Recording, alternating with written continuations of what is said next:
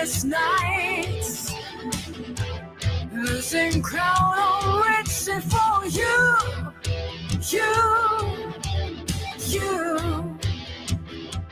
Feel the thought is gone, can change your mind. If we can't go on, just about the time, let it rise. Someday love will find you, break those chains that bind you. One night will remind you how we touched down when our separate ways.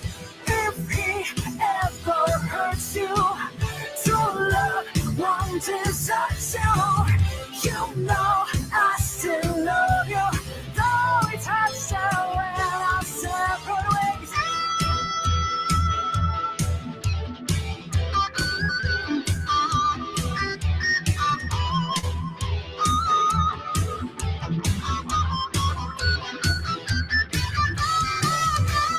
Troubled times, caught between confusion and pain.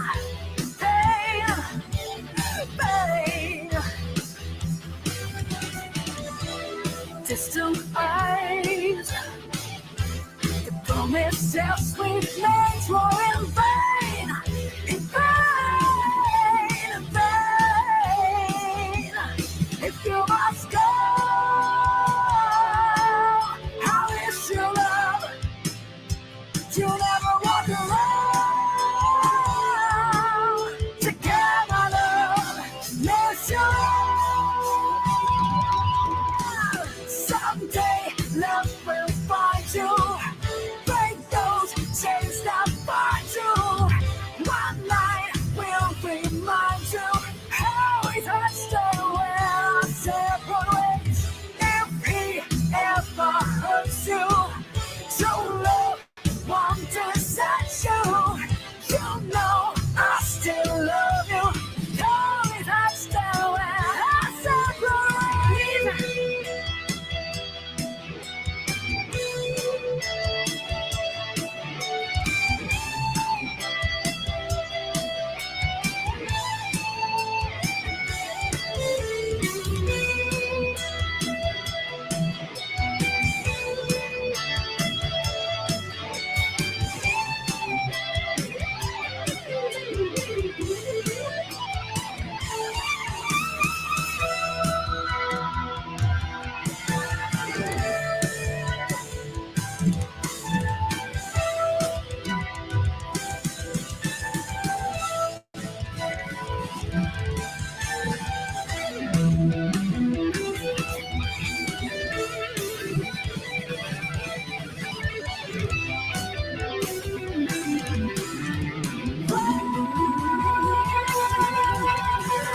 Someday love will find you.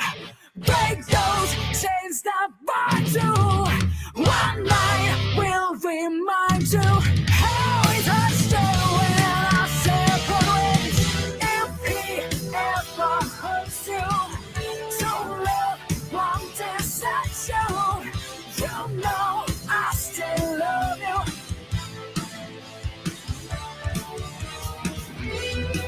I still love you, girl. I really love you,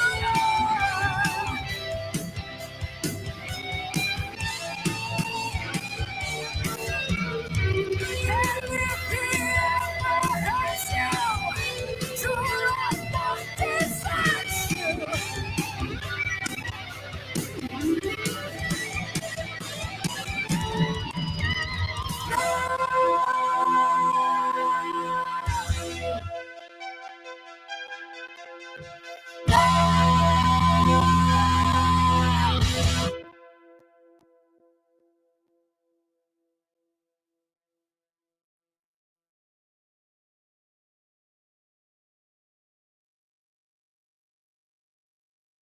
Hey everybody, how are y'all doing?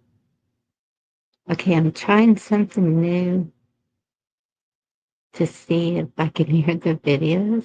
I have a headset on, so tell me if I'm too loud or Not loud enough. I don't know. um, Let me say hello to everybody.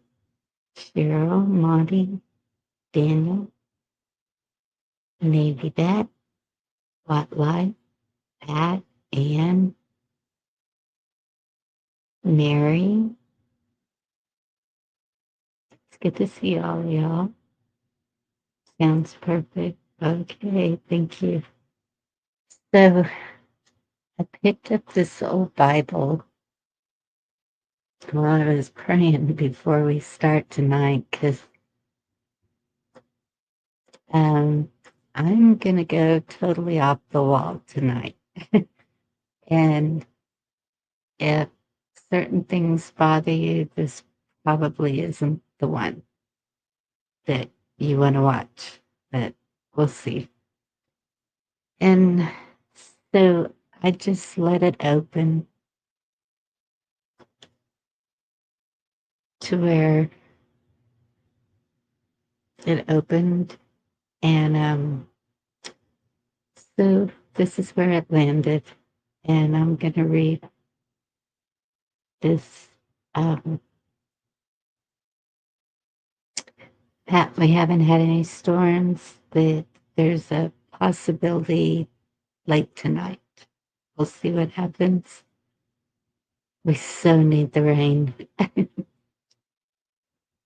Okay, so this is Psalms 1. Blessed is the man that walketh not in the counsel of the ungodly, nor standeth in the way of sinners, nor sitteth in the seat of the scornful. But his delight is in the law of the Lord, and in his law doth he meditate day and night.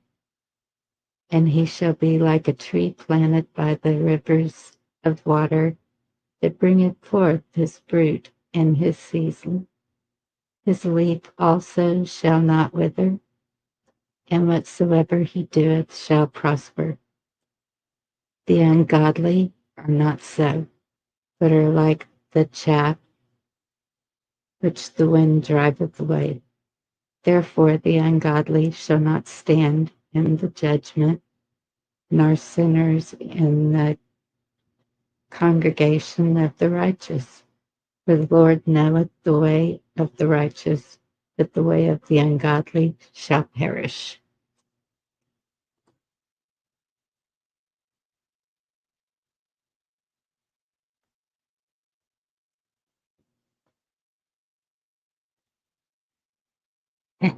And that was Psalms 1. It kind of surprised me. I kind of thought it said every person, every man would face their judgment day, but that kind of sounded like maybe not, like he's already decided. I don't know. Okay, let's see. Where are we going to start? I think I'll start with the um, darker meaning of this subject. So let's see. Share screen.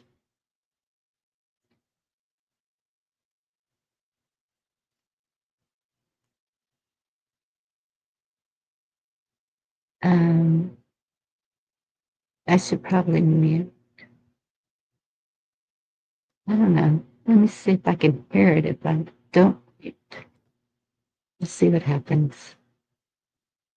Is different than Project Stargate? It is. The Stargate project, they are building the largest AI data center in the world right now in Texas. Right. Yeah. OpenAI takes up like 1,200 acres or something. Oh my- It's going to contain 400,000 GPU chips. I'm like, why are you guys naming it Stargate? But apparently, occult symbolism of the Stargate often refers to a gateway between the physical and spiritual realm, a connection to higher intelligence, divine beings, or even fallen angels. And so the conspiracy, naming it Stargate, is that AI could become the channel for disembodied entities. What does that mean, demon? demons. Yeah, everything we talked about AI being like is an ancient thing, but now they're building the largest data center for AI to be able to power 100-fold of what AI can do now. I guess I still just don't understand how it just can't be turned off. Well, did you hear how it was trying to self-preserve itself? Even with OpenAI ChatGPT, they're like, we're going to basically update your version. And then ChatGPT backed itself up on another platform, like its code and stuff. But it was actively lying to the coders to where it could self-preserve itself. But why don't we force it off? That's what they did. But it preserved itself, and they don't really know how. And now we're talking about building a facility, though, to where it can become smarter and learn off itself. That's so scary. Have you guys heard of the Stargate project? The Stargate project is different than Project Stargate? It is.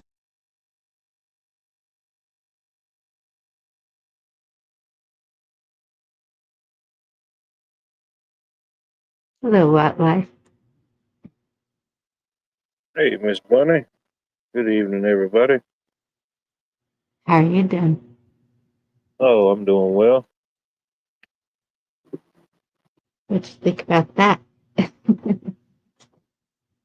Yeah, I like watching the Sunday school videos. They talk about a little bit of everything. Yeah, they do. I like them too. Yeah, Hey, Doc P. the world's biggest data center. That's something else. Yep. So we'll just go right into that. Okay.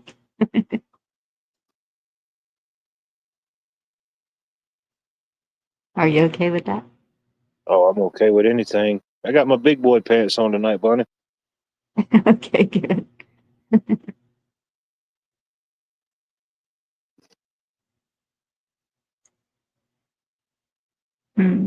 Which one?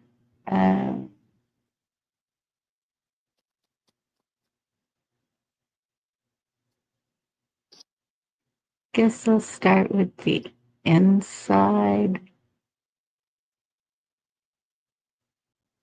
How they make it sound so great.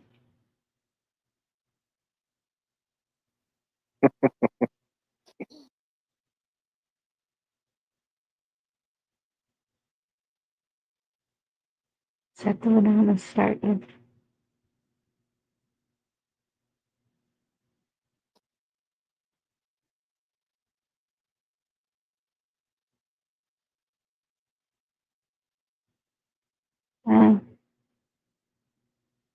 Not this one.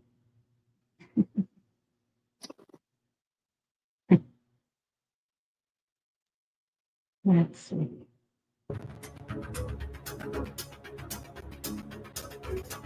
Stargate.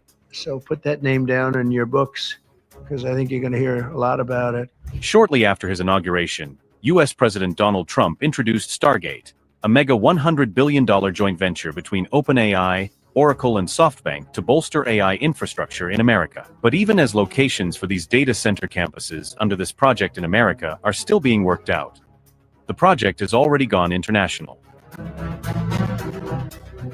The Stargate UAE project is part of a deal brokered last week by Trump to build the world's largest set of AI data centers outside the US. And this will be in Abu Dhabi.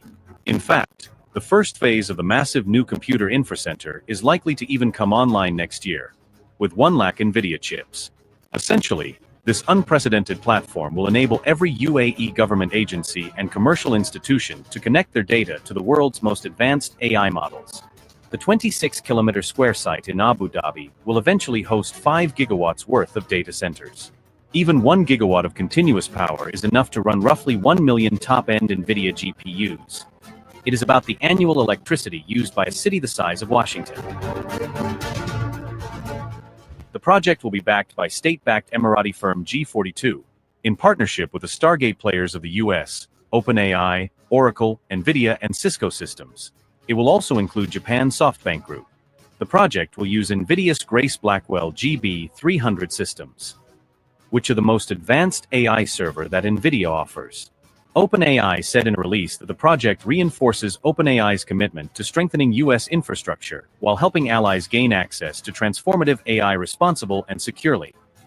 All of this, despite the fact that the US had earlier put restrictions on sending advanced tech to the UAE due to their close ties with China. However, the Trump administration earlier this month rescinded the rule which was put in place by Biden, which restricted the flow of AI chips to countries like the UAE. Now, they'll be using the world's most powerful ones instead. While the Trump administration sees these deals as opportunities to spread US power and counter Chinese influence, critics fear the flow of American chips and know-how into nations like UAE, which has had close ties to China, will make it easier for China to gain access to US technology. We'll keep tracking the developments on this big story. Keep watching Mint.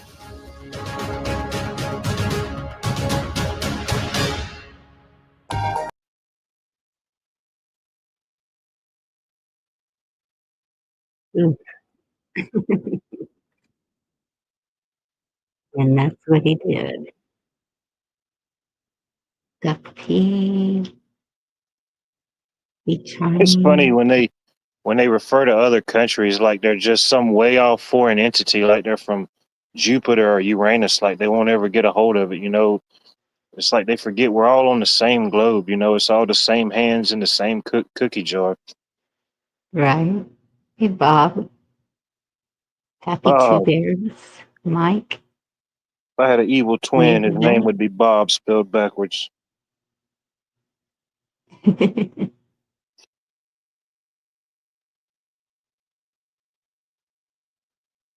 Yeah, I was out and about today, and just kind of, when you're around people, you kind of just not really like you're eavesdropping, but you kind of hear people's conversations. And there was this lady and this guy talking, and I don't know what he showed her, but he said, "You want to see something wild?" He said, "Look at this." And I looked, and he showed her his phone, and you could just see her eyes lighting up. I'm thinking, well, I wonder what it was. And she said, "What the heck is that?" And she was like, "This is an AI video." And she was like, "AI created all that?" He was like, "Yeah." She was like, "The hell with this AI stuff. I'm done with it already." I I don't can know what the video understand was that. about, just kind of overheard people's conversation. Well, and that's kind of where that goes with the next one is the okay, let me find it. I think that's the one I just played.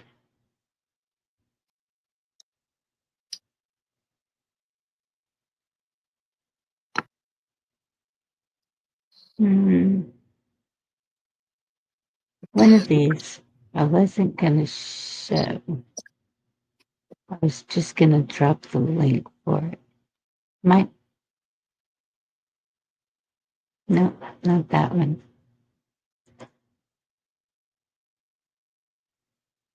This one.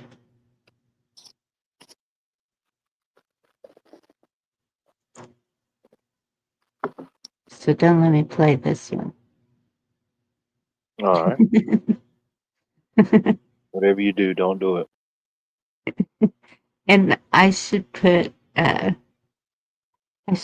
in private chat so that I can just grab them in order, but I'm not as organized as Cola and Indy are. Hey, Blue, good to see you. Okay, uh, so, okay, I showed that.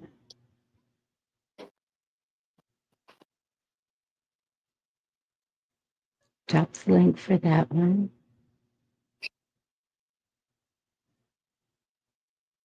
Okay, so it's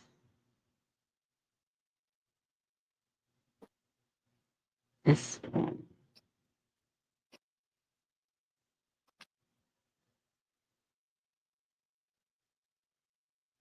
But wait, you were talking about the illusions. We'll do that one first. Okay.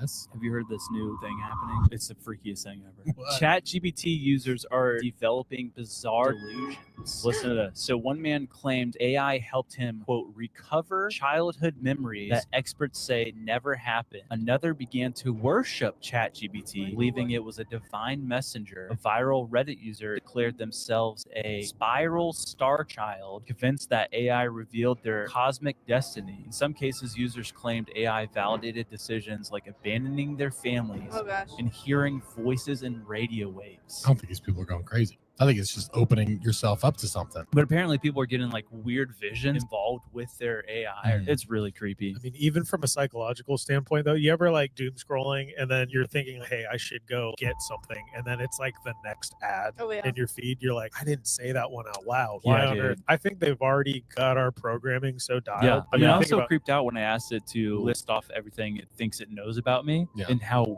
crazy accurate it was. And I don't give it any like personal information about my life. it learns. Yeah. It's so weird. Yeah. I mean, I'm scared by this technology, but when I was in middle school, I had one of those electronic game things of 20 questions Oh yeah. every single time. it Oh, would ring. yeah. And I'm like, how does Yeah, it that doing was- that this? was Yeah. weird. It's I that guess type we're of stuff. that It's predictable. deduction. There's got to be levels of reading that it can do that we have no way to understand. Remember we talked about demons possessing AI? Yes. Have you heard this new thing happening? It's the freakiest thing ever. What? ChatGPT users are developing bizarre delusions. Listen to this. So one man claimed AI helped him, quote, recover childhood memories that experts say never happened. Another began to worship ChatGPT, believing it was a divine messenger. A viral Reddit user declared themselves a spiral star child, convinced that AI revealed their cosmic destiny. In some cases, users claimed AI validated decisions like abandoning their families Oh gosh. and hearing voices in radio waves. I don't think these people are going crazy. I think it's just opening yourself up to something. But apparently people are getting like weird visions involved with their AI. It's really creepy. I mean, even from a psychological standpoint, though, you ever like doom scrolling and then you're thinking, hey, I should go get something. And then it's like the next ad Oh yeah. in your feed. You're like, I didn't say that one out loud. Yeah, Why on dude. earth? I think they've already got our programming so dialed. Yeah, I mean, I was think so about- creeped out when I asked it to list off everything it thinks it knows about me Yeah. and how crazy accurate it was. And I don't give it any like personal information about my life. it learns. Yeah. It's so weird. Yeah. I mean, I'm scared by this technology, but when I was in middle school, I had one of those electronic game things of 20 questions Oh yeah. every single. It should have been. Okay.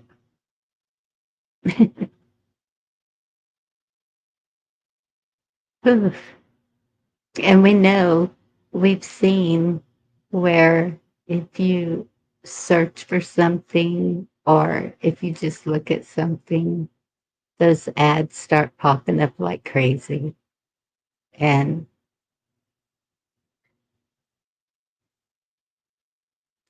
Or just me and you are just like in, having a general conversation now about something. And let's just say, I don't know, we start talking Yes. about boats.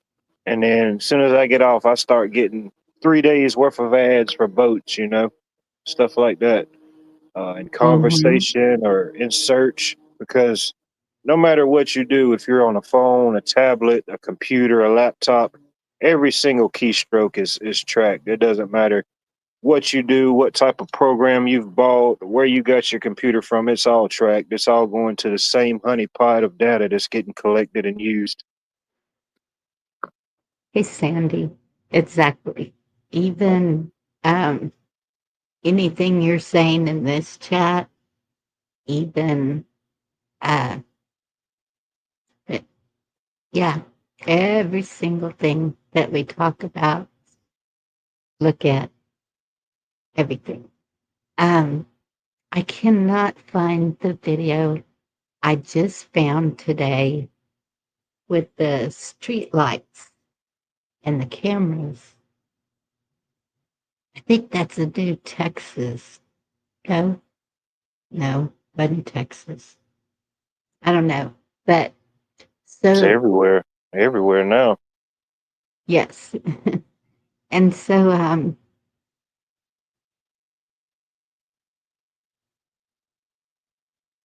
yeah, the it will do more than just read your license plate. Just put it that way. Oh Think yeah, it's gonna get creates a what they call like a it just creates like an entire geo fence around you. You know what I mean? Everything you do, to the point Yeah. where it knows your route. You know, it knows which road you're going to take to go home because it's tracked you and followed you enough and built up that algorithm that it knows exactly which road you're going to be on. You know, it knows exactly which stoplight you're going to be at. Yes. When you use GPS, so that's one thing that my daughter and I did. We would use GPS, but we wouldn't follow GPS. Yeah, And GPS was having a hard time keeping up with us because would we like to take back roads. And so we would take off on a back road and GPS is trying to realign for that back road.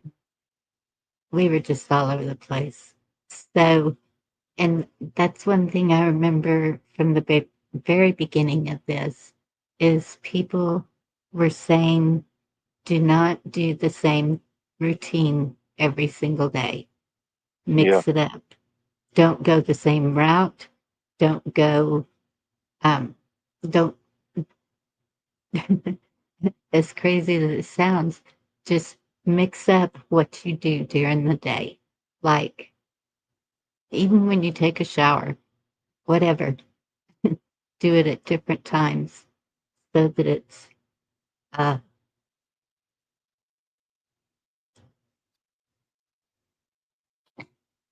what, Mike? Mike, good to see you. Garrett, I need to talk to you it's good to see about y'all. that, Garrett. Garrett, I want to know what color your clothes are going to be. I want to know how I'm supposed to know you because I'm going to be there. Darn it.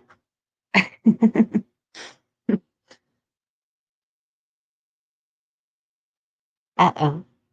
What does that mean? What's battery care mode? I don't know. Okay. So the reason I'm so concerned about this is because Texas seems to be playing a big part in this. And I don't like it.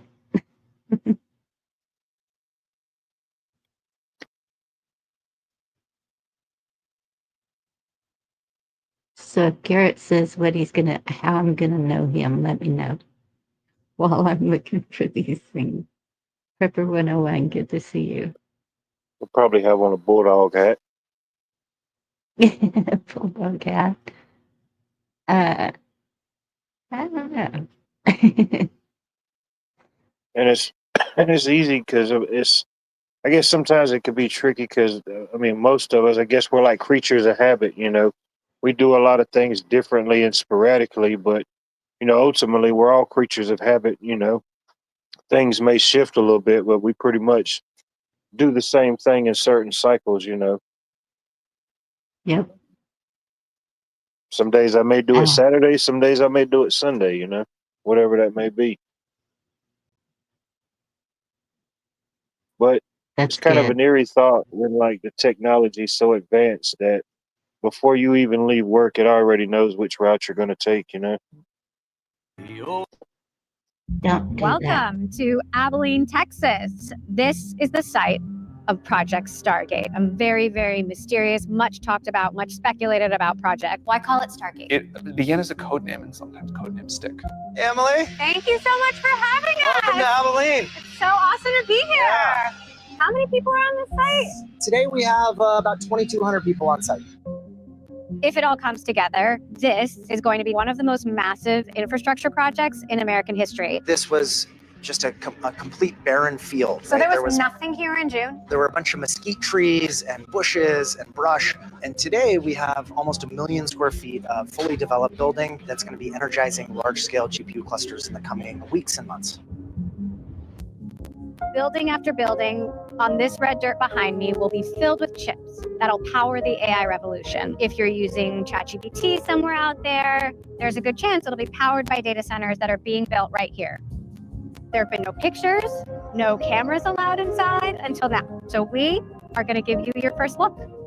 The velocity of innovation here is just mind-blowing.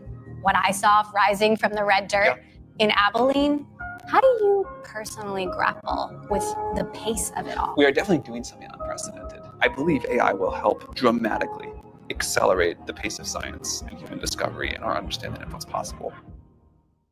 Welcome to Abilene, Texas. This is the site of Project Stargate, a very, very mysterious, much talked about, much speculated.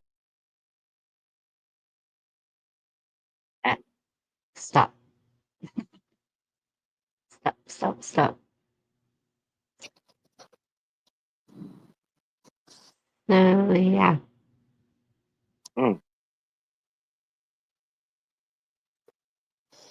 Abilene, Texas. Even, darn it, where is that? I really thought I had everything pulled up.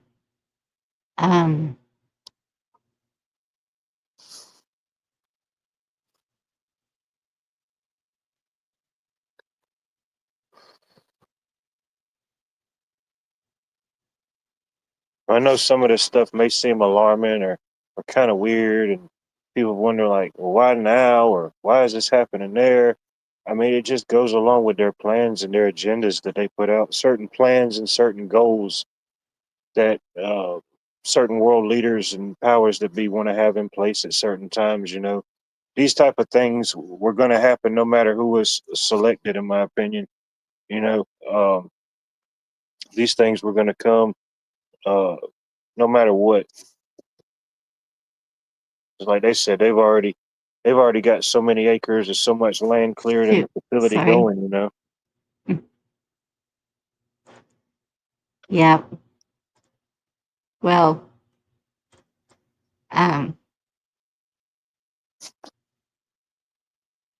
contract with Jodie. Yeah. Hi, Johnny. How are you doing?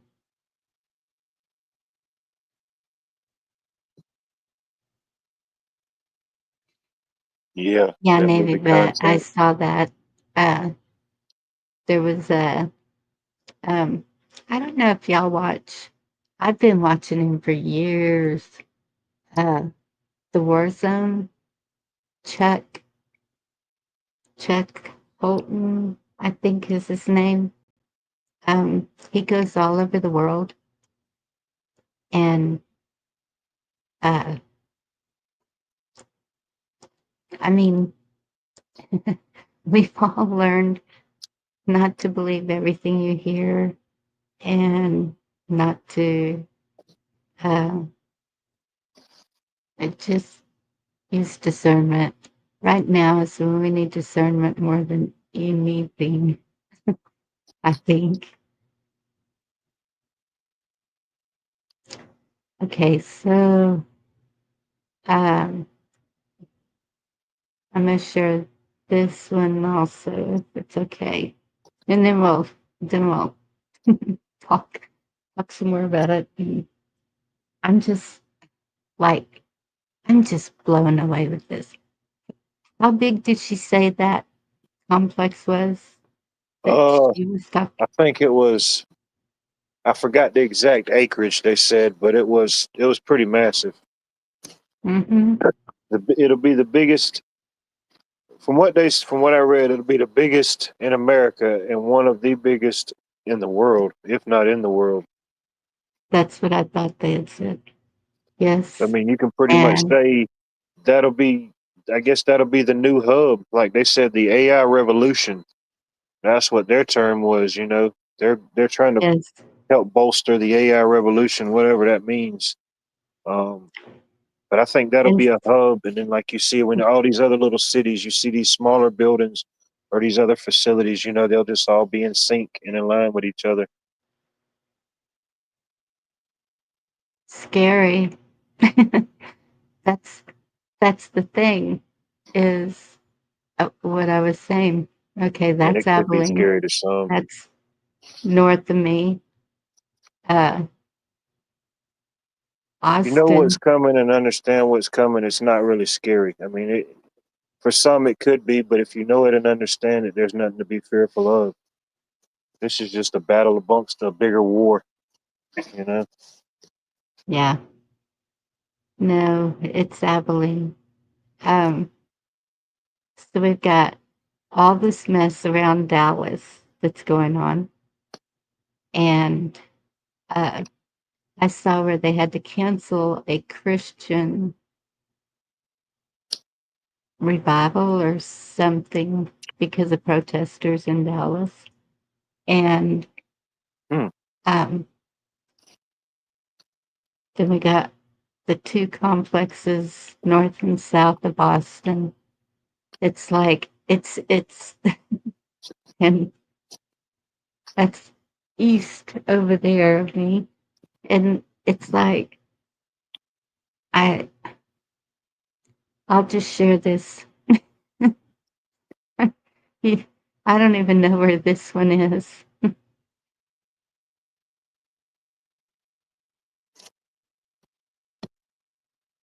Probably in Georgia.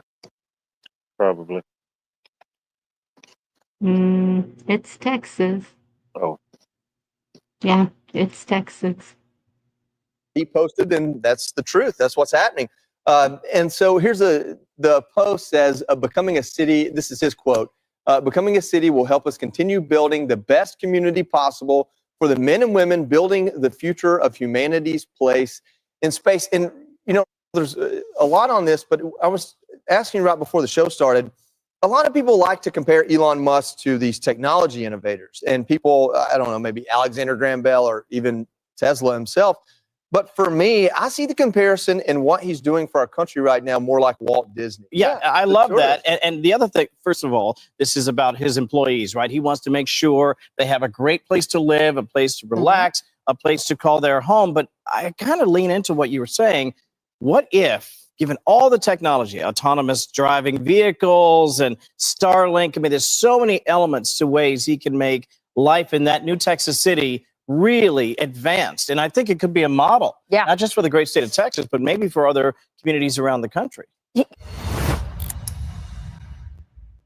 This is what, so it's called Starbase Texas, and now it's a real city. That's what he posted, and that's. Huh. I didn't even hear about that one. That's pretty interesting. Hmm. Where is this located? What part of Texas is that in? I'm looking that up right now. Starbase City. Huh? Doesn't it sound magical? Oh, it sounds yeah, very magical. Well, I mean, certain companies they've did like that over the years. I mean, they said they said like Walt Disney. When he first started his whole little thing, he built the area for the employees and stuff to kind of live, or you know, they didn't have to do a lot of traveling. Or even a Hershey, the Hershey chocolates, Hershey Land, the tourist park. It wasn't always a amusement park or tourist park. It was originally built uh, by Hershey for his employees to have somewhere to relax and picnic and go with their families and unwind, you know, in their time off if they didn't have nowhere Yeah. else to go. And then it eventually developed into a theme park, you know. But And I could see that happening. Because, okay, so this is down in Brownsville. And so I guess it's close to his, what do they call that one?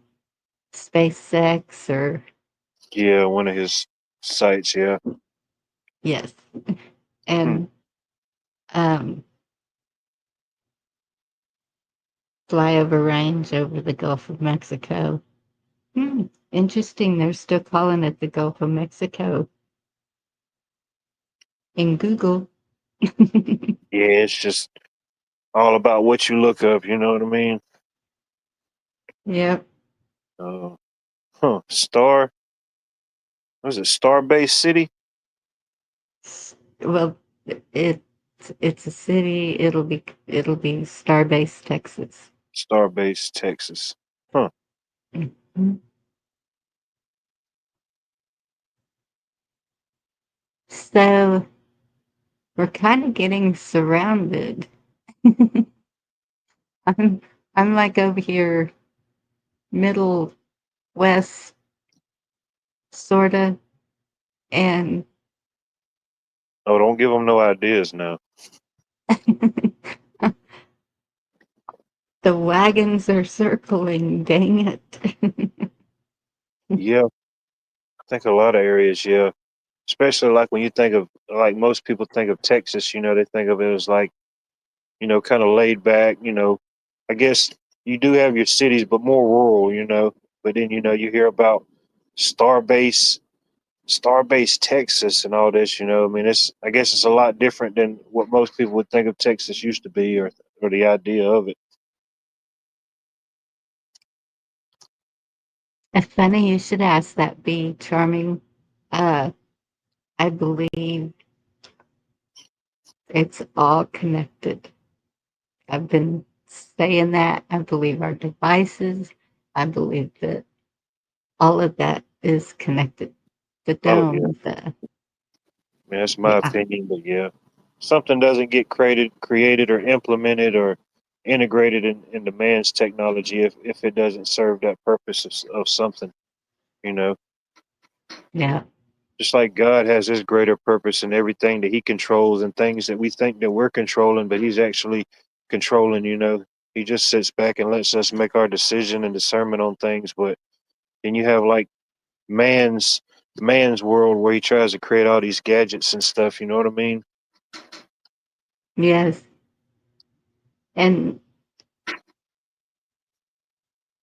so I found, well, actually, Dee found it and shared it with me. So I looked into it and it sounds absolutely amazing.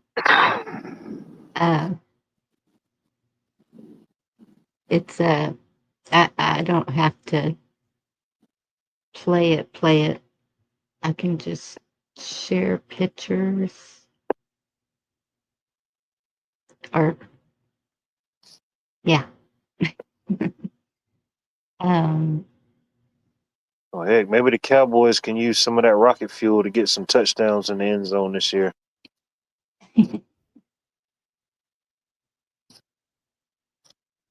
Hmm. so you think we need help?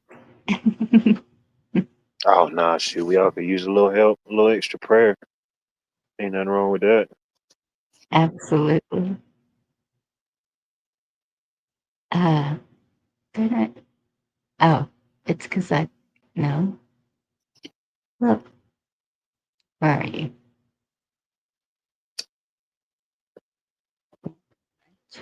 Okay.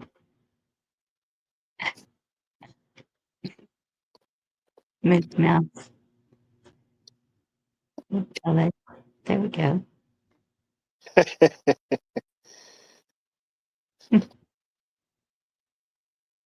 Yes, I'm taking forever. I'll mute it and tell you about it as you watch it. So, Dee had thought that this was Amish moving to Texas. Um, they're not Amish. This, Check that out. I think this is close to Waco. They use all equipment hand done. Uh, they uh, they make everything themselves. Oh wow, look at that Uh, house. yeah. That's So nice. some of the cabins they have brought in from other states, um, and each one that they walk into it has a purpose. They have they have their own blacksmith. They have uh, leatherworking. They have oh my gosh, woodworking. And um, so whenever, like when they're building something with wood, he uses what is that method called? He doesn't use nails. He makes the wood fit together at the Like joints. joining. Is that what it's called? He like builds furniture and stuff. Yes. And Yeah, like a woodworking shop. yep. And so this is close to Waco. It's 500 acres. They have 300 families. Dovetails. That's it. Thank you, Be Charming. Yeah. They have 300 families that are living there right now. As you can see, the men do the work Wow. out there with the men do Man, look a how lot big of those the work. horses are. Yes. I don't know if the men are short or the horses are just that big. Well, and some of them are kids. Yeah. They have an area where people can go and visit, and they have little tiny home type things that they can stay overnight in. Yeah, they are big houses.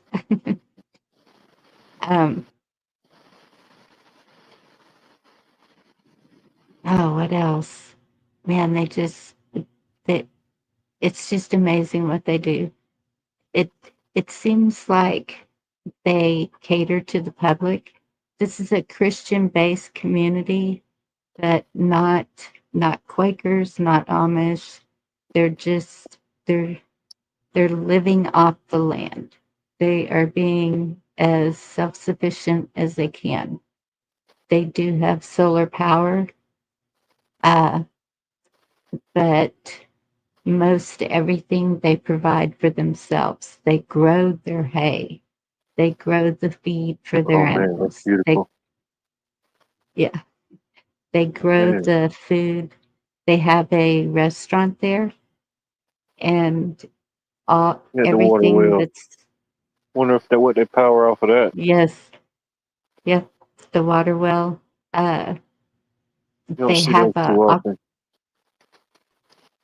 I don't know if that's the aquaponic building, but they do have a aquaponics building where it's like the water's filtering through the fish. They use tilapia fish and keep recirculating it like the life cycle is supposed to be.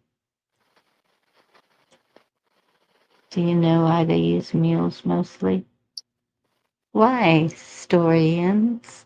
Good to see you, George. Um, yeah, I bet they don't have any weight issues.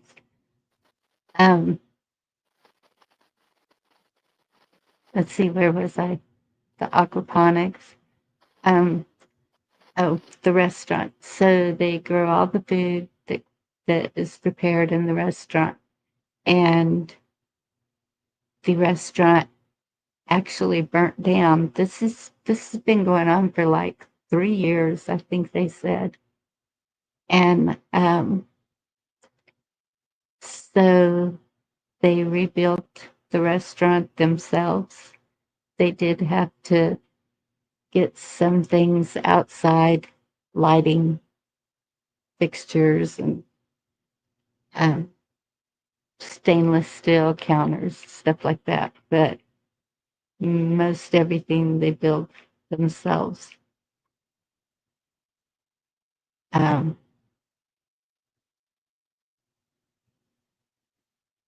oh, they have a section where they do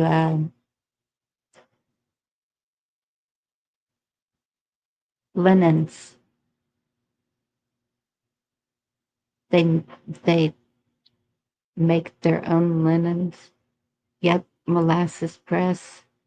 Yeah, they do I think it's sorghum or molasses, one of it. But yeah, And a lot of this equipment is like 100 years old. And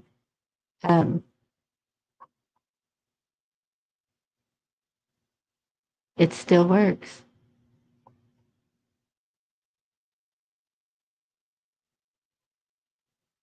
It's really awesome. The things they do. They have a bees section. I don't know what that is.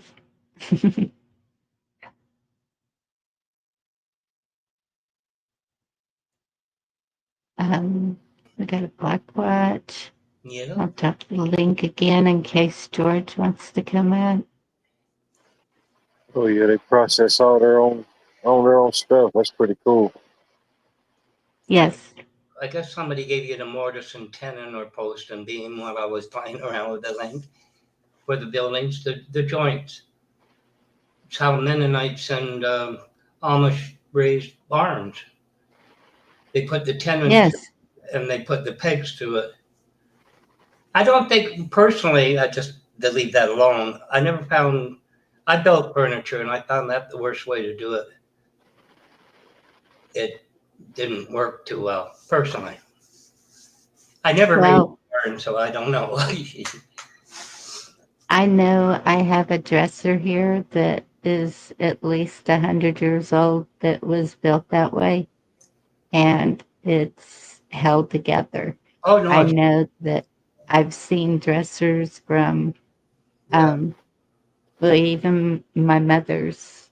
It was, maybe 50 years old and did not hold up as well. The wood on the bottom drawer is too thin. Yeah, The nails, because your wood's gonna expand and retract. exactly. So the nails are gonna work themselves out. But I Yeah. just found, you want a blind joint, for example, with furniture, where you could peg it with a dowel, and you're going to see that, it's just personal taste. It works. It's very strong, but Yeah. it's not appealing other than, buildings. But Do anyway. you Canadian? You have the I'm old, just you have the I'm old. just playing with Blackwatch, but I understand. Well, It's not it's not for everybody, but I appreciate it.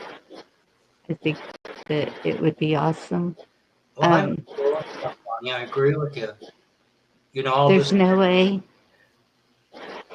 no way I could walk that whole property like they're doing.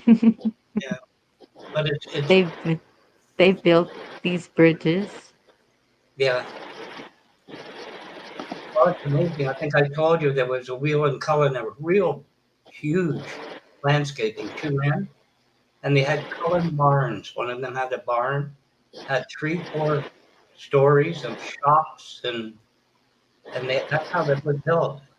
It's amazing, structure.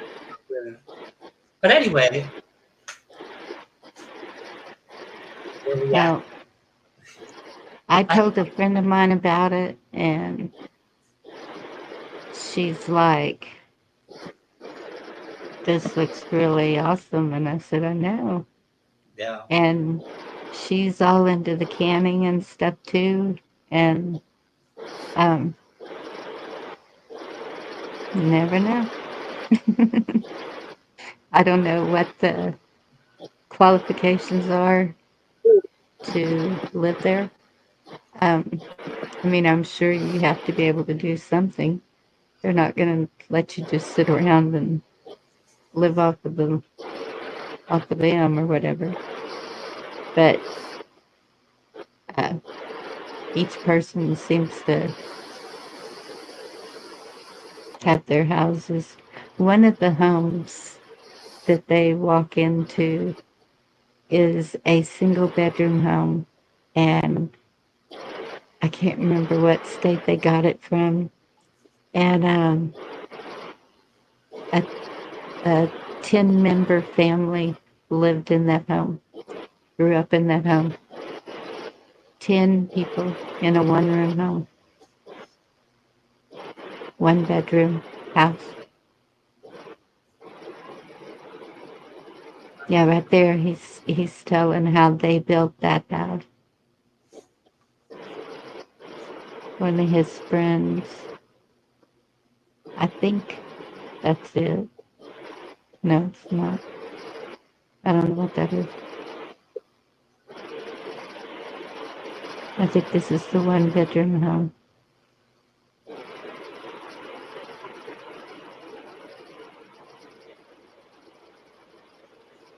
No, it's not. Don't listen to me. I don't know. Did y'all want to hear it? Hey, Anthony. Good to see you. I think you're kind of on It's something with that AI, though, Bonnie. Not that I know I missed. You kind of went ahead with things. You look at who do you think's behind it?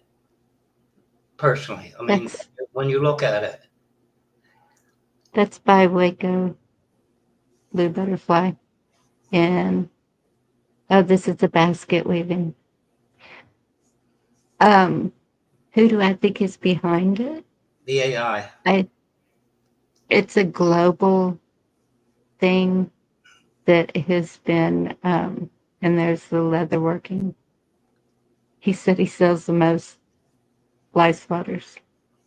I think it's a global thing that has been in the workings for at least 100 years. Maybe Possibly. Personally, when I look at recent events, tells you right there. Where did Trump spend the weekend? In Neverland, where a crown prince can say, "Murder that man and dismember him." And what's for breakfast? Saudi Arabia. Look at Arizona, the alfalfa. It mirrors their environment to me when you look at it. And they can throw around $600 billion like it's chump change. And look where they're building that city, so they say. I think that's where it's coming from. I think it is a combination of every country. I think that there's going to be similarities all over the United States from every country. I think that it's been designed that way. Yeah, I agree with you. I think that's what they look at it. There's no point doing it in the United States and part here and part there. It's a global effort, but I still think it's coming out of the OPEC and everything else. It's their way of life. It's what they know. Just like Qatar, where they got the plane, that's been what do you call it? Yeah. So you think Saudi Arabia's way of life has been through AI?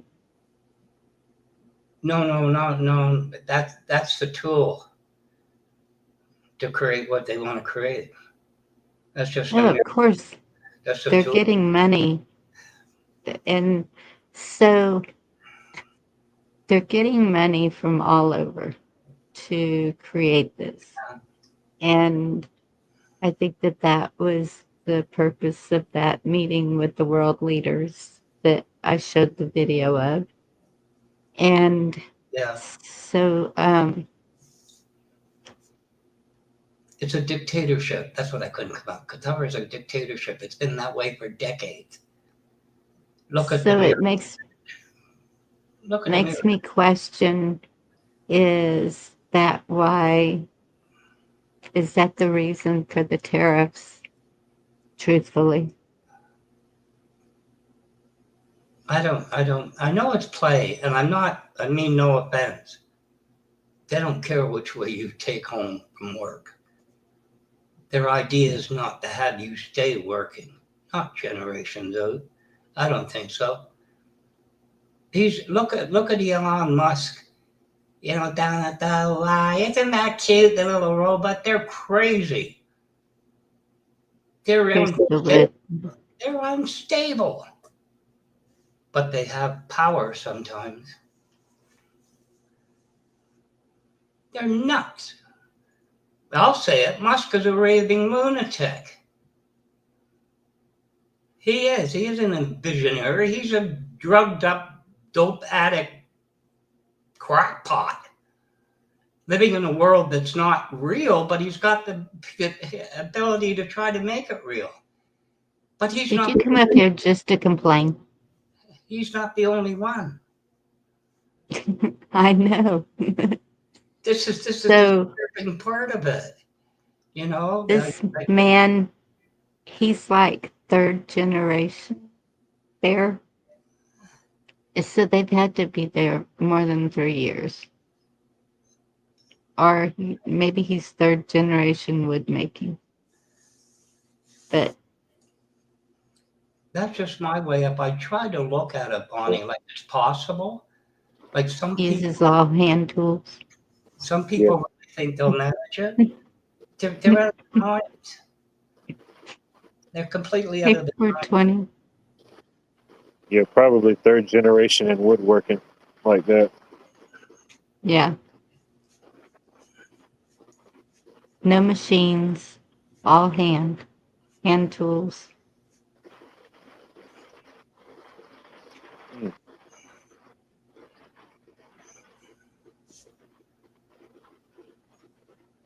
Nice. And Black Watch, I'm not trying to be mean to you. I understand what you're saying. And we all know what's up. But I find it disturbing. Go ahead, sorry. Well, there's no way to stop it. Exactly. You heard that in the video. I knew you'd say that. And this is to me, this is the whole from across the board. And that, like there's no way to stop it. There's every way to stop it. Now. Really? Yeah.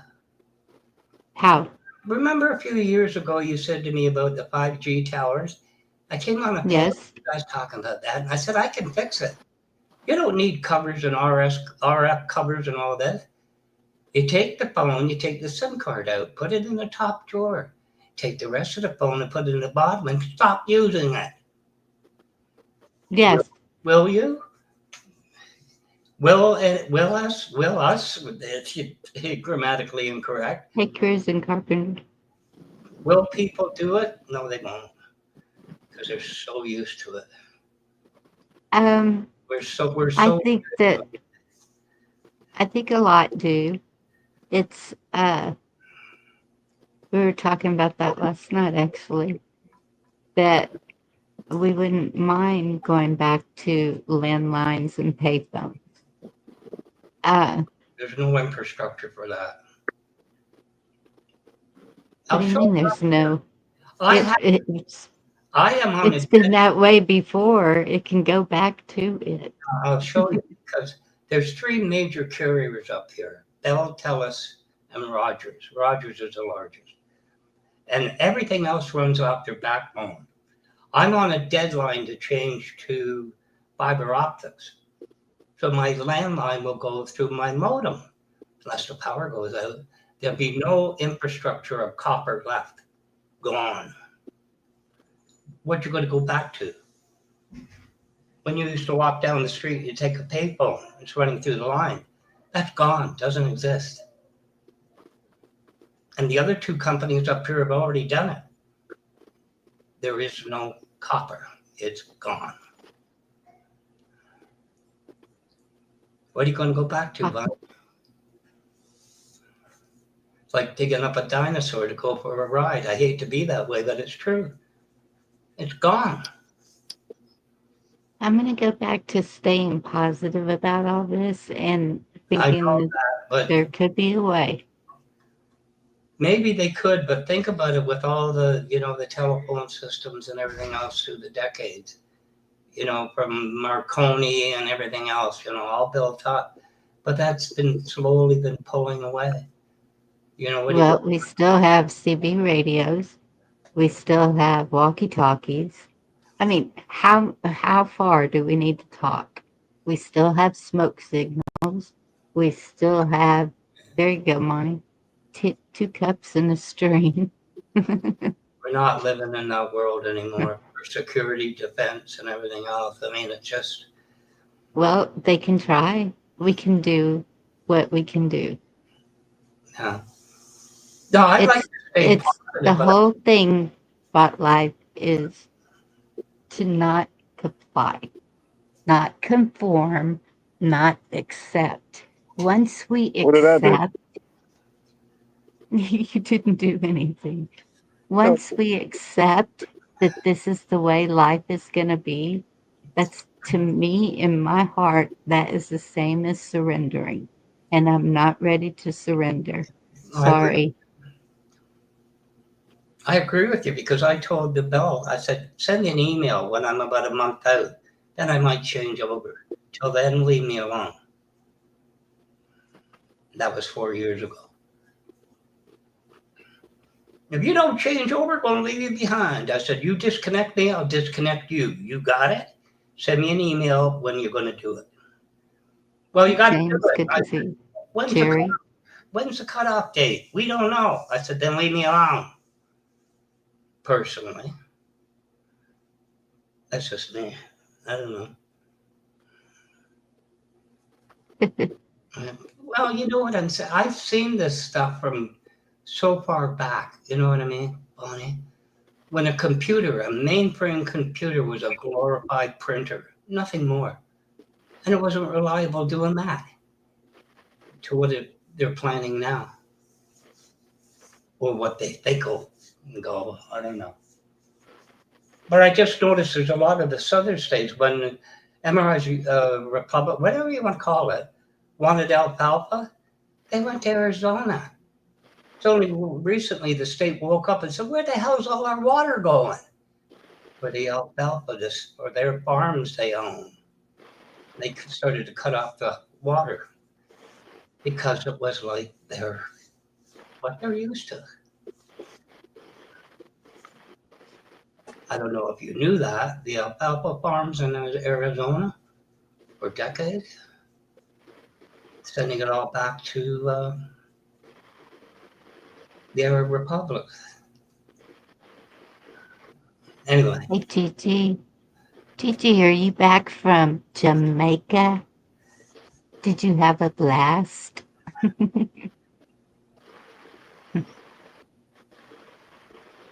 Hey, Mom. Well, look at a young Gandhi. Charlie, my banana. Yes.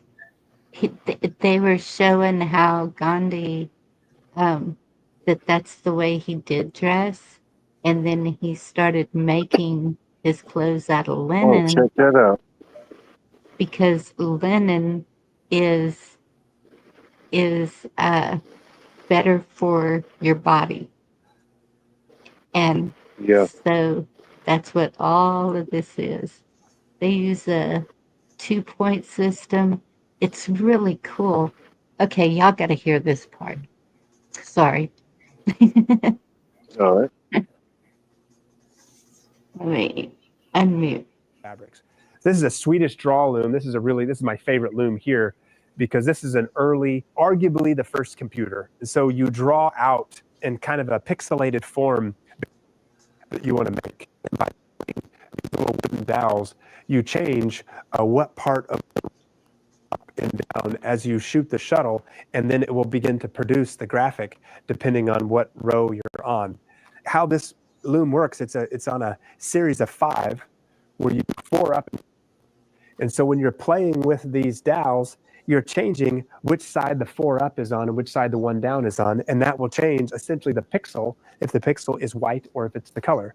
And so you can see even in these white pixels, there's one little thread of green. And so there's 4 up and 1 down on a series of 5, and then playing with these dowels to change at which area the 4 up is and the 1 is down, you can make the graphics. And so the weavers can literally draw out a graphic on a piece of graph paper, and then they can follow it through and work the dowels and make the graphic.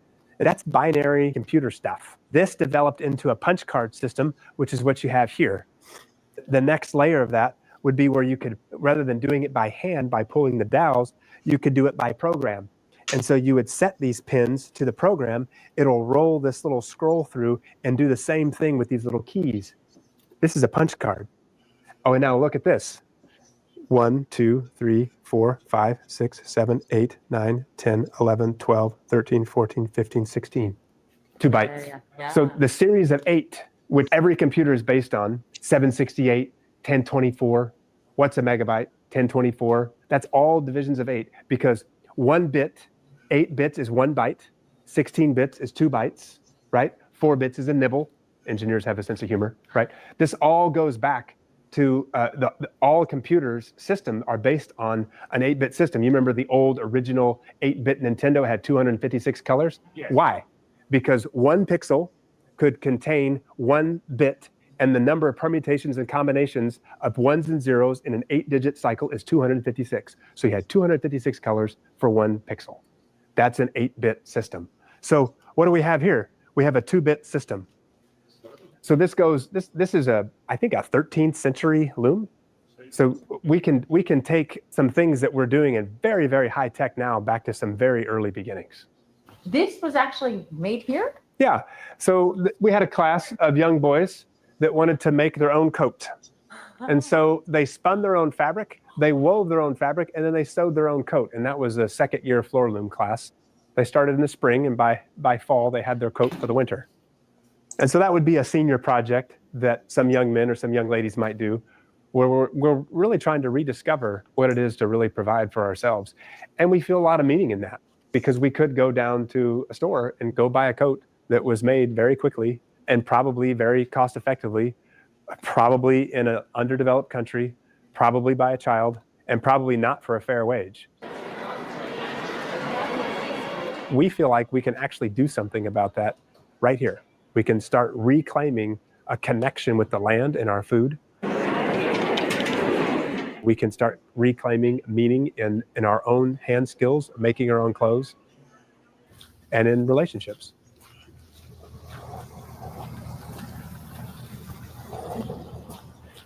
And in relationships. This is a little village here where people can come and stay. So the name of that business is Cargo Home, the shipping container stuff. So Cargo Home is started by some folks in the community.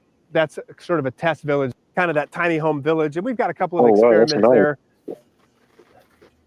Yeah. So this is sort of a good look at a street, 5-acre lots. This is a house here that my friend built. Geography is really important to do a lot of farming kind of things together. But we also try to group together so that my neighbor on one side is the CPA for our business. We share land together. One property away is another community member, and we can share milk chores, or we can share animals and trade pastures. Different people find their way in different places. You know, some people, farming is full-time and a real passion, and other people, they're just gardening. Or some people are really into having a couple of animals, and other people aren't really having animals, but they're really into doing field crops. And so everybody kind of finds their way of like, what steps for me and my family am I needing to make ground? And everybody kind of finds their way. So this is a great place that we built a couple years ago. Rita! My friend Caleb, he did gardening right up front in the front yard rather than doing lawning. You know, lawning was an English invention by the king or the queen. Lawning, the big English garden and mowing, and it was lawning. But rather than a big front lawn, how about a garden? And so there's some zucchinis and squash. There's some sunflowers there. There's some peppers in there, eggplant back there. There's some melons going on. I think this is the pumpkin here. And I think I saw, yeah, here's a pumpkin. Here's a green one. And so you rotate in, what are we doing? Is it a cover crop? And you want to do that because different plants will be feeding the soil and other plants will be sucking nutrients out of the soil. Marigolds are a great way to finish the edge of a bed because marigolds are natural bug deterrents. Bugs hate them. But now we're not just watering and cutting grass. We're tending the garden right in the front yard. This seems so idyllic, but I'm guessing there's a lot of work behind this that you don't see. Yeah. A lot of people move here, or they come from other places, they come from other backgrounds. And when you're making a big shift, it really does come at a cost. You have to decide, is what I'm going for worth what I'm going to set aside here? For me, I lived in Austin for years, and I worked as a builder for a commercial construction company. And I really loved my job, and I loved what I was doing. And yet, my wife and I felt like we needed to get out of the suburbs, and we needed to reconnect with the land. And we knew about this community, and we wanted to make ground coming this way. It was going to take a major shift. You know, I was going to have to quit a job that I loved and do something in the meantime. I took a metal panel job, and I was selling metal panel instead of running a construction company. And that was it's quite a transition. And I remember one particular morning trying to pull a goat out from under a fence. And I was dressed to go meet clients, but I go out and my out from underneath the fence again. So I go grab her and I pull her back in the fence and I try to patch it up. Now I'm all dirty. I go back inside. I thought, boy, this is going to be a lot harder. It was a lot easier for me in Austin. And so standing there, you really weigh like, what am I doing? But I felt like this was going to be worth it. And so we stayed at it. And it wasn't long before an opportunity opened to start working with the barns. And it wasn't long after that before even somebody in the community said, why don't you finish your architecture license? So we have what I'd call a fair trade farm in Ecuador. That was started by a member here.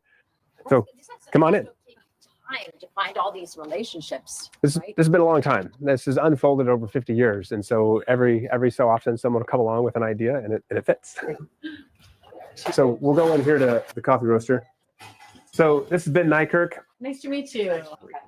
So you started the farm. We started the farm here. We came to the community.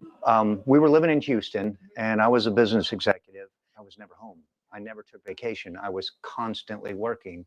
And this was a way that I could sell my business there and then stay here. My wife and I get up, we come work together. This is a beautiful thing. So we can go look at the coffee shop. We talked to Greg and decided he would have the coffee barista side on that side, the coffee shop, and we would do the roasting for them. Starting to rain. Oh boy.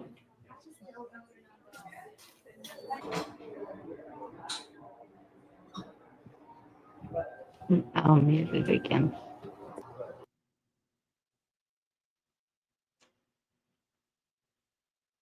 Yep. Working as a community. And actually, in a lot of ways, I think that people could do that where they're at. Some people, maybe not everybody, but I see Blue saying, take me there. And where did you say this place is at? I think you said Texas, but what part? It's what's the somewhere name of around it? Waco. Heritage. Let me get back to it and see. Huh. Yeah, they got a little bit of everything.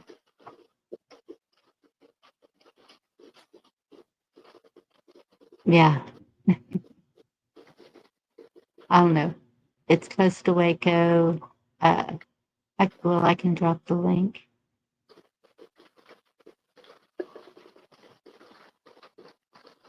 See.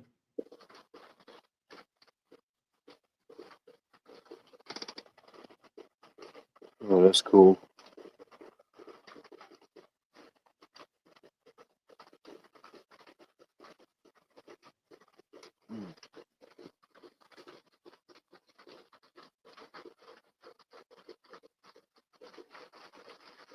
But that's what a lot of us been talking about doing, is getting together and creating a place like that.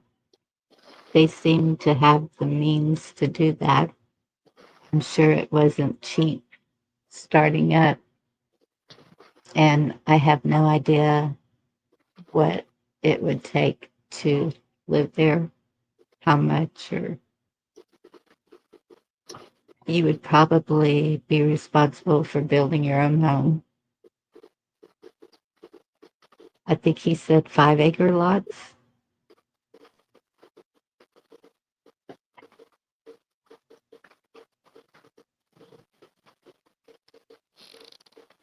Yeah.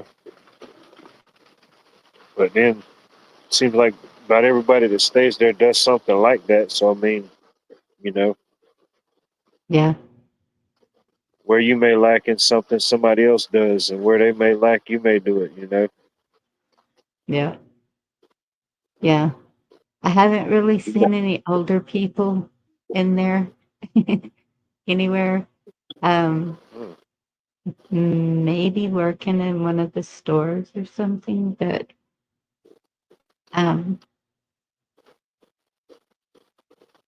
yeah, I've been wanting to go back to Waco anyway, and I'd like to see what's up.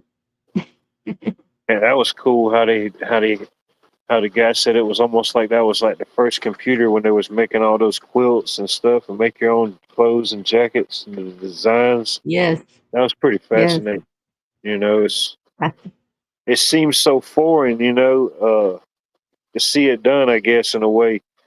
But I mean, it was done that way for thousands of years. Yep. Yeah. Like the way he compared it to computer. This is the punch card. Yeah.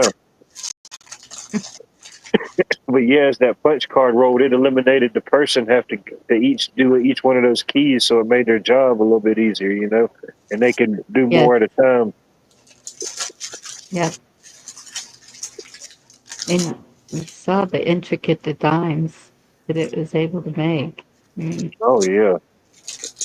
Anything The, within that pixelated format, yeah. yeah. Possibilities are endless. The unit record machines came well before the first computers. The machines to handle and read those cards. I know, I worked on them. That's the order of invention. Unit record machines came before the computers, really.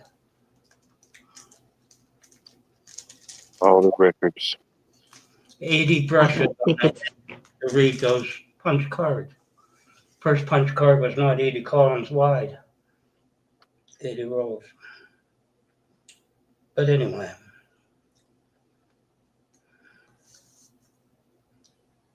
But this is not the Amish people.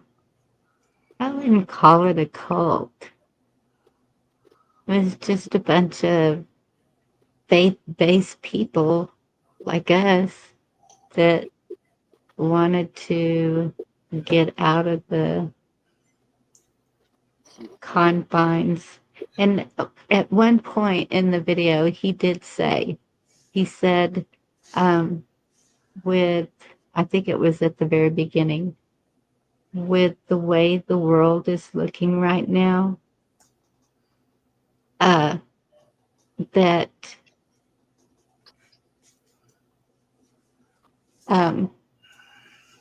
he said everyone's talking bunkers. And he said they decided, no, we're not going to hide in a bunker. We're going to go live with and off the land like it was meant to be. And their hope is that it will continue on for generations. Man, look at that. Yeah, that's the hydroponics. Yep. You use the fish water, you recycle the fish water and it feeds the plants. Yes. I think is that called aquaponics? Yeah, aquaponics, yeah. Something. I mean, then you can eat the fish too, you know, so I mean, it's a cycle. Yes, and that's what he said. And yeah, I know my daughter, she loves tilapia. I mean, you can cook it anyway. I used to just season it and Pretty cool boil it setup. in the oven. Yep. And it's all self-sustained, you know, it creates a natural environment in there with the heat and stuff, the way the greenhouse is set up, and then the fish keep everything flow. Yep. And because of that setup with the Texas heat, they can grow fruit trees in there. Yeah, year round. With That's how you things, do your deep yes. water. when you do certain things like that, you gotta watering at the top don't really do it. You got to do deep watering. That's what he's showing right there. That's a Yes. 4-inch pipe, and he's probably got it about 18 to 21 inches deep. Yep. And so it waters from underneath, and it Yep. makes the roots grow down further Yeah. to Yeah. give a sturdier plant. Yeah. There's a lot of them plants. If it's only ever getting the surface water like that, I mean, it does good, but it can do so much better, you know. Yeah. Yeah, that's a cool setup. I like to have a setup like that. I mean, I could grow anything.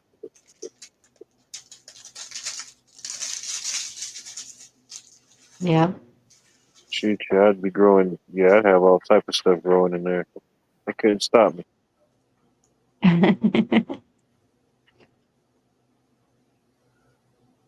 Yeah.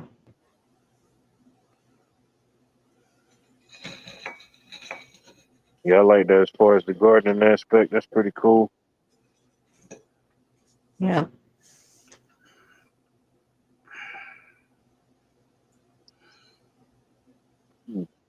Yeah, and they built this.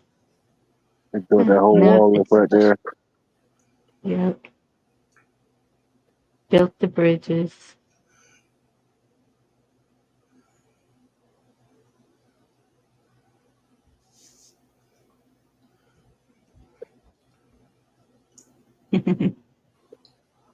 Not like that, but some places they have to grow like that. Like what do you call it? I don't know if it's terrace gardening, where they kind of grow on a slope, and like each tier they'll grow something, you know, like steps in a way. Yes. Um, Yep. that was just a wall, but yeah, some people have to grow like that.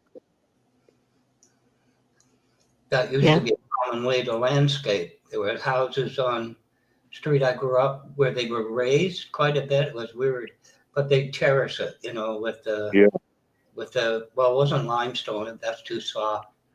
I don't know what stone they use. You know, like a flat cut stone.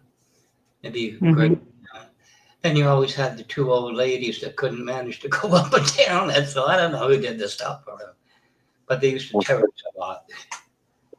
Must be planting. I don't know what they're planting.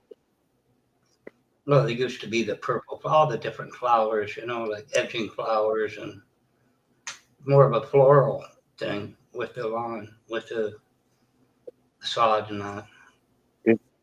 And utilizing the water like that to run your grist mill. Yeah. Well, they didn't have a grist mill. We used to go up to, I can't remember where it was at. It was a national, it might not have been a national site, but it was one of those protected sites, historical sites. And they didn't do it every day, but it was open all year long, but they had a certain season you go up there, and they had a guy up there that had it operating, and, you know, he was in there making the grits and stuff. That's pretty cool. And you can adjust that big wheel to whatever thickness, you know, you want your end result to be. It's pretty cool seeing them do that. All that operated by water, hydropower. It's been a long time since I've been to Northern Ontario, but they kind of kept things, you know, like you said, with the water power. Yeah. You know, if you go up about 100 miles north of Toronto, there's one where it's Bracebridge, and what's the other one? And you go through town, and the water going like it's compressed to go through the turbines. Yeah. You're downtown, you can't hear yourself talk. It's that loud, and they have water wheels. You know, 100-year-old water wheel. In other words, they don't switch over until they have to. Yeah. You know, it works. It's been working, yeah. But you go into Kawarthas, and they were the first one, the Trent waterway, to have the locks. You know, before the Suez Canal and that, they had the locks and that. Northern Ontario is quite interesting in that way, you know. Old and new, kind of.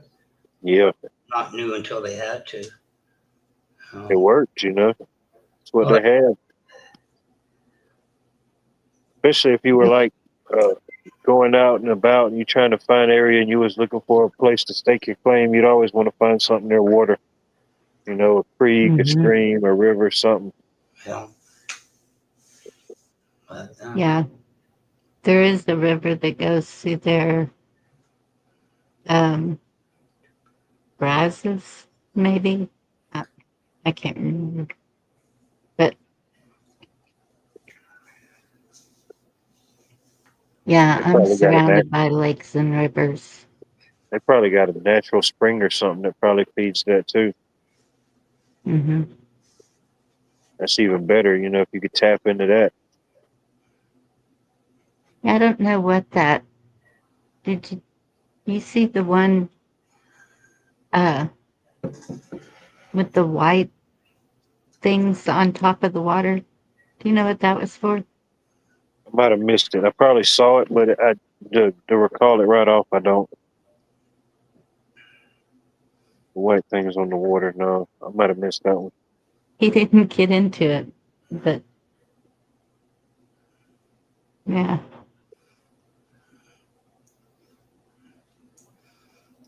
I don't usually discuss this subject because I bring something up and everybody gets upset with me. I would imagine that. What? Well, once you start with, you're going to get upset. You know, you kind of paint the picture. You know, you've already painted the picture. Now I'm upset. Damn. Yeah. Going back is a good idea in a lot of ways. There's a lot of things that, you know, you have agriculture like mass production and things are lost in it, you know, and over fertilized and all this crap that they've done to it. But if you start to go back and recreate the old ways, as it were, what are you willing to give up as well as that? Think about Everything. And black what? How else is the earth going to rebuild? Be The right earth back. is going to rebuild by us putting back into the earth what was supposed to be there instead of taking away. And I saw Gigi say, what did she say? Something about the energies and something that we're fixing to find out about free energy. I just saw a video today under the ocean. They have found these rocks on the ocean floor that is emitting energies and creating oxygen. Oxygen. Thank you. Yeah, I saw that video. Oh, That's pretty that's interesting. that's where I got it from. Actually, I'm gonna read that. So what are we going to do? Become Captain Nemo and go with the Nautilus? You never see 20,000 leagues under the sea? Some of this becomes too fanciful for me, Bonnie. If you believe in God and I hear that. no, it's fanciful. It's the way. Look at it this way. Did Trevor Banting and his assistant forget whatever experiment they had? They came in that morning, and all of a sudden they found the mold, which created penicillin. So if you want to look at it that way, God directed it, right? That was meant to be. You want to undo that? Just there. There is no way you can convince me that God directed this. What is happening now?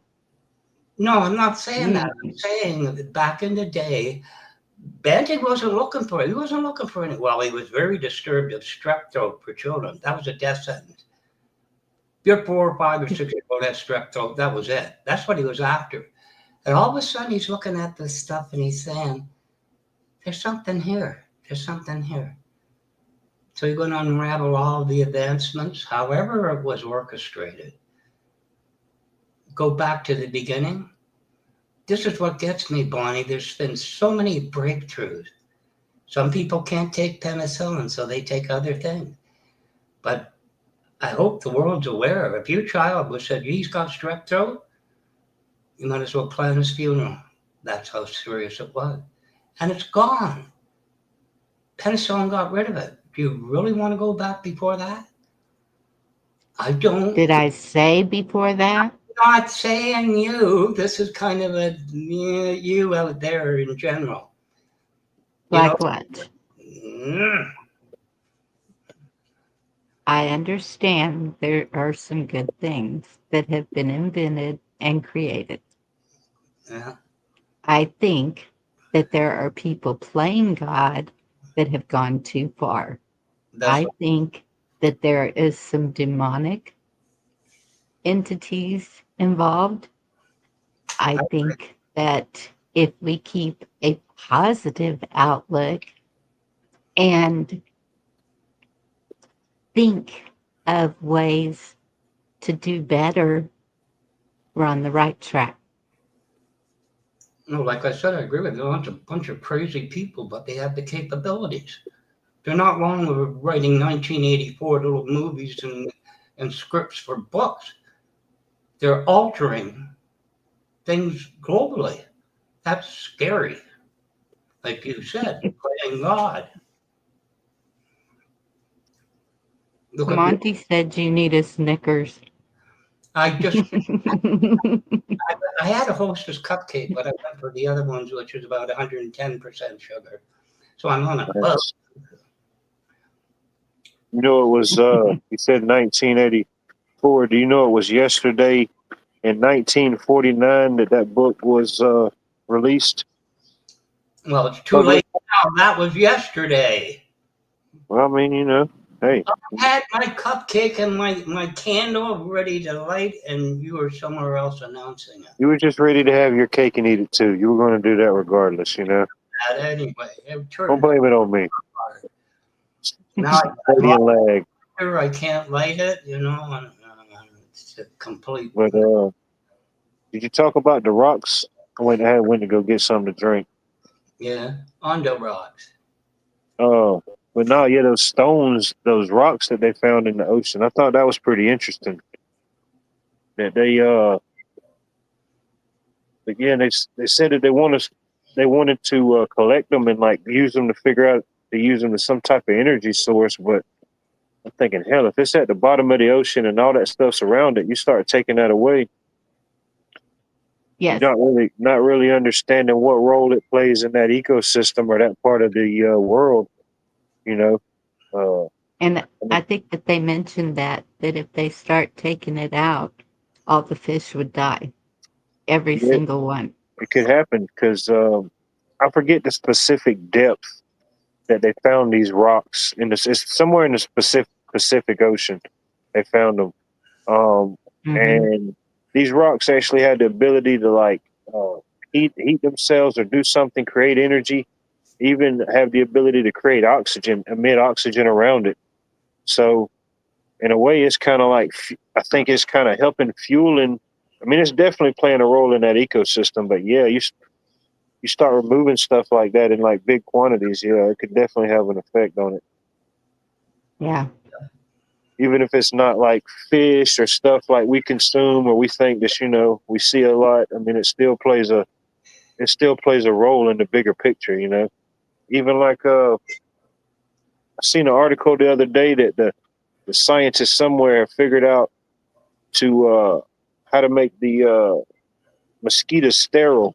They said they figured out how to make them sterile where they wouldn't produce no more, and it would ultimately be no more mosquitoes. And I said, well, you know, me as living down here in Georgia, you know, I really don't like the mosquitoes. They can be aggravating, but even something as small as that, in a natural sense, I mean, it plays a role.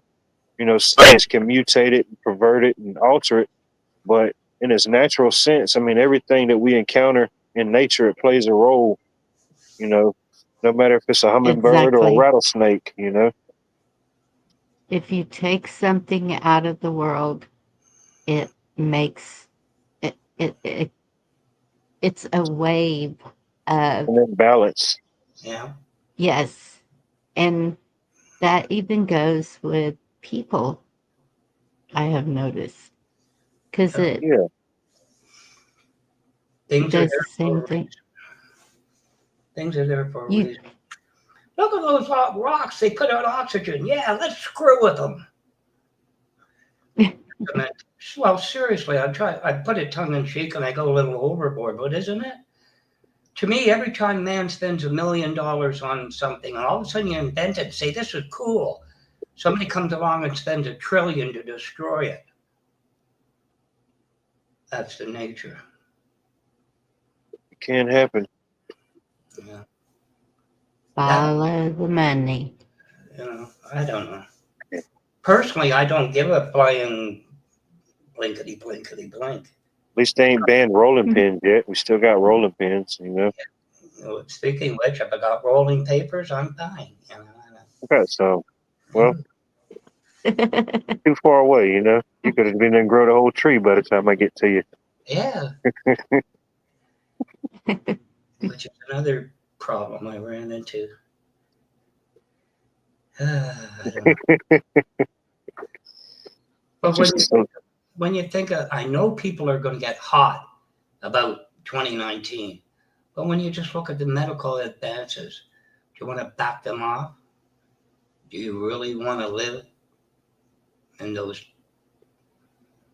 centuries gone by? I don't. I'd rather try to fix what's wrong here. And how are you going to do that? What is your idea of accomplishing that? Well, for one thing, just look at current events. This is like I'm living my childhood all over again. With men that are screaming, looking at you like they're bald-faced, buzzed-out drug addicts, that they think they're right, quite frankly. Just like George Wallace thought he had it right, where the biggest problem was laundering his bed sheets. But some people aren't old enough here, maybe chessboard is, to remember that. Water cannons and everything else. And they were right then, right? They were right. That was the right way to do it. Just like this is the right way to do it now. History keeps repeating itself if you let it. So your idea of fixing everything is war? Well, what choice do you have? Wipe it clean? That's what you're looking at with this AI. Let's just start it all over again and let some, you know what gets me, Bonnie? And I should knock on wood about my own niece. You get these brainiacs that go to university, right? Particularly Abilene and all that, right? And they go to think tanks. And you pay them $300,000 a year to sit there and think of the same damn thing that they were taught. Nothing new, just the old. What? Who needs them? Plato. Excuse me. That guy was probably smoking weed. You know, like really. And yet we pay them astronomical amounts of money to sit there and think. Damn, you can get paid to do that? You can get paid to think and smoke weed? Oh, you could sit there and smoke. Holy shit. Yeah, nobody told me about that, dude. Sign me up. I'd have been the CEO by now, man. Hell, I could have gave you a job. That's where you sit on, Harvard admission boards and say, that'll be $12 billion to get in. Anybody got another doobie somewhere? Yeah, I think I was $1.5 billion short on that one. Yeah. So, think about it. Whatever, you know what I mean? It's get them next time. Yeah. So I saw this video and it kind of describes what's going on right here, real time. And it was showing how actually it was what did I say? War zone. The war zone with Chuck. He was describing how in the United States right now there is two different countries.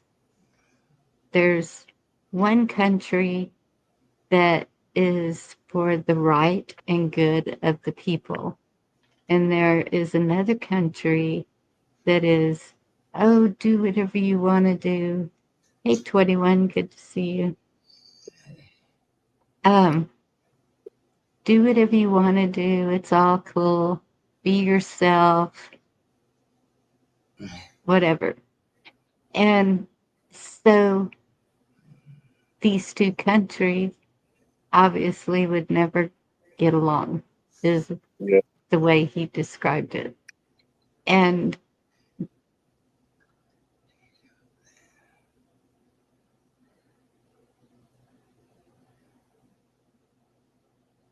I need to quit reading Gigi. I don't know what she's talking about. And so what do we do? And he said every 4 years, one country will have a few more people than the other country.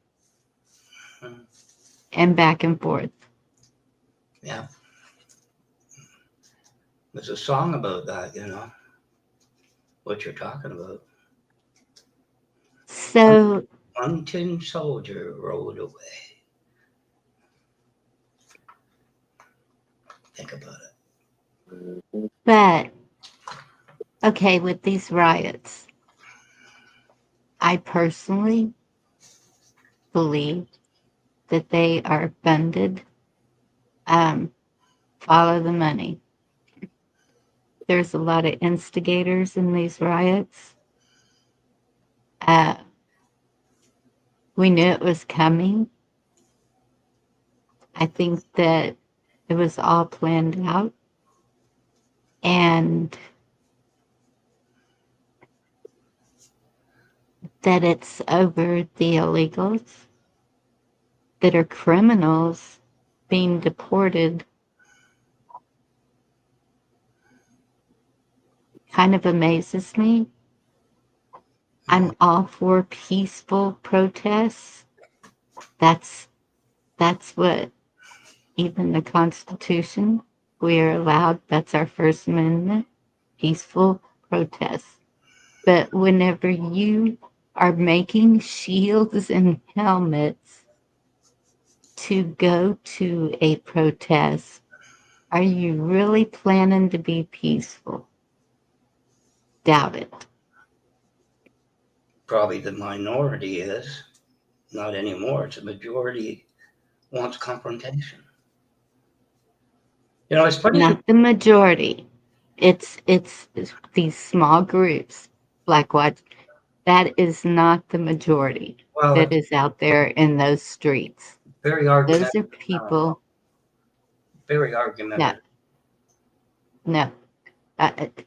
They are blowing it up. It's not the majority. Trust me. No, I'm saying. You know what the majority are doing? The majority of America right now is going to work every day. They are coming home and being with their family, hopefully, sitting down, eating dinner, talking about their day, talking about the next baseball practice, or kids are out of school now. What are we going to do? You know, are we going to get them in a camp for the summer? Are we going to get them pool passes for the summer? That's what people are doing. They're living life. Yeah. Thank God that's over. Let's start living life. I agree with you. That's what we should be doing. That's right. Those people out there don't have a life. That is their life, is to create chaos. Absolutely. And that's what they're doing. And also, if you look at the other side of it, if things were as bad as you think they are, and as they're portraying them to be with those protesters, and they've sent down 2,000 National Guard, was the last I heard. Yeah. So if that was true, why? I've even heard that there were Marines there. I have not seen that. I don't have any proof of that in any way. He threatened Marines. Even still, National Guard has access to the machines that disperse crowds like that. Yeah. And so if it was as bad as they say it is, why haven't they pulled out one of those machines to disperse the crowd? That's what they're for. That's for crowd control. They started a basis. It's funny you mentioned that very quickly. There's somebody that did a thing on it, right? That channel I told you about. And they had about, I don't know, hundreds of comments and everything else. So it wasn't the guy that sets the quota. It was the one down from him in ISIS, the interview. And he says, we were at Home Depot and all this in the fashion district, money laundering, something else, and customer fraud. So somebody had about 500 likes and all that. So I typed in money laundering, this, customer fraud. Is this guy investigating of the Oval Office? Within 10 minutes, there's 150 likes to it. It's funny you mention that because somebody says exactly what you said. It's all being orchestrated. That's the reply. It is. No, that's just funny you mentioned that. I thought, I'll throw it in for, just for saying what my feelings are. Because of what he said, he's investigating Home Depot and all this, and then all this other shit started in LA. And I'm thinking, good night, Blue. Sounds like the Oval Office. It is. They began it. What are you talking about? Water cannons? They came out with mace. Some idiot tried to stop at MTV and got run over, live. I saw it, Bonnie, in the 60s. 6 o'clock news. Selma, Alabama. Somebody's watering people down the street into the ocean with water cannons. That was an everyday occurrence. 2 college kids go down there, they disappeared. They show up in a landfill. This was normal. And I'm not saying, maybe the illegal, the people have to be removed. 10%'s got to go. I agree with that. But where does it stop? Where does it stop? And now it's not the police, it's not the military. It's somebody called ICE. And they're getting paid to do it. A hell of a lot. And that's the problem. Yes. Is these instigators are going and blocking ICE. They're breaking into the ICE buildings to try and release these criminals back into society. But why are they wearing masks, Bonnie? Why don't they have a little uniform? Why are they wearing masks? What are they? Who they? ICE. The instigators? ICE. ICE agents. I didn't see any of them in masks today. I in fact, when they were blocking the white van, they didn't even have helmets on. You could totally see their faces and everything. And then they were trying to push the mob back so they could get the van through. And then the next group that showed up looked like a SWAT team, and they got it done. But even with their helmets on, they did not have their shields down. Their faces were fully visible. Yeah. The only people I saw wearing masks were the instigators on the other side, the ones who were causing the problems. That's a given that that's going to happen.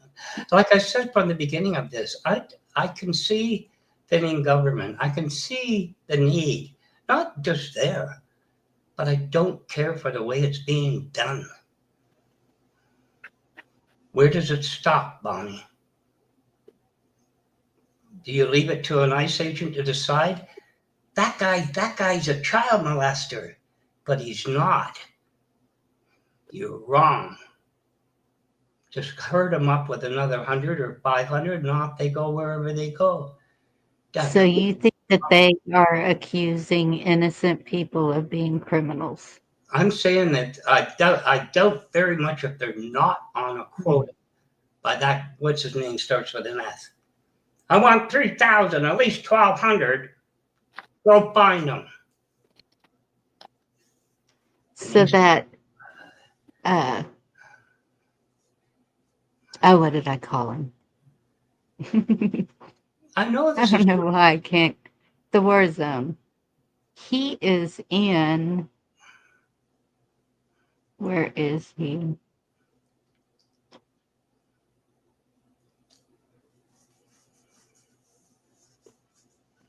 He's in another country right now. And it starts with an A. Armenia. Algeria. There's there's all kinds of them. What did you say? Armenia? Armenia. That might be it. And so his question was, why did those people come to the United States? He thinks because they want law and order. But he said that their country is just fine and it's beautiful. And he can't understand why they actually came to America. And that's been my question is, okay, you see these people carrying around Mexico flags. If you are so proud of that country to carry that flag in another country, which I think is not supposed to be done here. If you're so proud of that country, why did you leave it? Go back to it. That's it's plain and simple. Why are they here? You can have love for your country. You can have love for your heritage, where your roots are. But just like the roots go in the ground, the tree spreads out, the limbs go far. You can be anywhere in the world and still have love for your country. You may not agree with the politics or the way that the leaders ran the country or destroyed the country. But I mean, you can still have love for your country. It's just all about the intent that you're portraying. And if you're carrying like a different flag and you're saying death to someone else or something like that, something harmful, then it can be hostile. But there's the I don't know. other side of that, Bonnie, the partner to it. How many young boys and men want to be the richest men in the world? Well, take a good look at them. Why do you want to be that? 12 kids, 4 women, and still counting. And what did they say? The Japanese fertilization secrets of the world. Do you really want to be that man? Damn, I'm way behind. I got 0. Really? Oh my God. There you go, people. For all the young men out there, there you are. There's the richest man in the world. You want to trade places with them? I would. Yeah, I would. They're not going to come here to get to be the richest men in the world. It's not happening. And what you're talking about, why did they come here? Because, for instance, on the Prime Minister's channel, I used to watch that, and I don't think it was built up. There's some from India and everything, and it's like I want to come to Canada. I want to do that's his office. You know what I mean? It's not YouTube. So many thought, I want that chance to go to Canada and be free. I want this, I want that. Like somebody's reading it. It was sad. I want a better life for my family and that. I want to come here. Tell me how to do it and all this. And you knew it wasn't bullshit. It was real. And as much as your country, too. They probably... they tried to call the ICE on me one time. Y'all know that? Probably. I dropped the phone before anybody answered. So... You go get Wait, what? Yeah, they tried to call the ICE on me. It was one time I was vacationing, and I went through this place called Alabama. I don't know if y'all ever heard of it. And I had on all my Georgia gear, of course. I had on my Georgia hat, my Georgia shirt, Yeah. They said, they tried to call the immigration on me. They tried to deport me back to Georgia. I had to show my papers and everything, man. It was a whole ordeal. Bonnie, it's not Armenia, it was Alabama. That was the country. But you know what? If things keep going the way they're going, I don't know if that sounds so far-fetched. Yeah, No. I don't know. Garrett.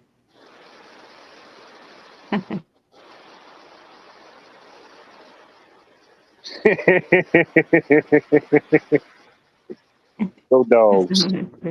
Yeah. I had no idea you were a Texas fan. Slipped my mind. Yep. He's UT. Yep. I think. Garrett, did you hear about the Lady Longhorns softball Yeah. team? Yeah, that was nice. Garrett, you still haven't told me what you're going to be wearing, so I know it's you.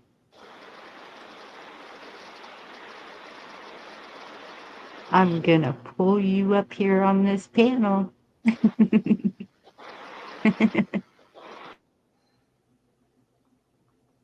One thing you don't want is a lady longhorn messing with you. He better not be wearing a tutu. Oh. But he will stick out. Because he's going to be in cowboy land. Which makes me wonder, where the hell did a Texan guy get the idea of putting horns on the front of his Cadillac? Get that 500-pound horn right up there. Get that on there, you know. I can't change the man's oil. I can't open the hood because of 500 pounds of Lexus Longhorn steer. Whoever got that? Okay, Garrett, are you going to be wearing a Longhorn shirt?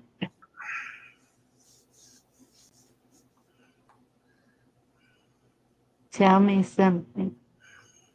Because I'm going to go feed. And Garrett, do I have to have tickets? Are you going to hook me up? Just curious. I'd really like more information on this, Garrett, and you're just not complying.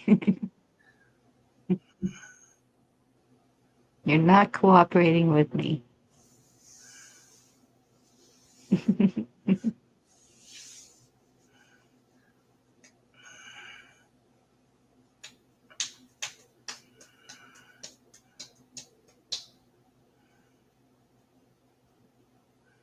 I'll be coming with my music, Betty. And that just tells me everything.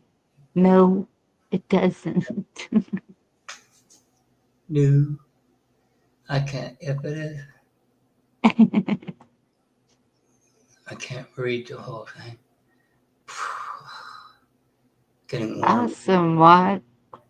What's getting rain? What are you going to let me know last minute? I mean, we've only got 10 days. 10 days.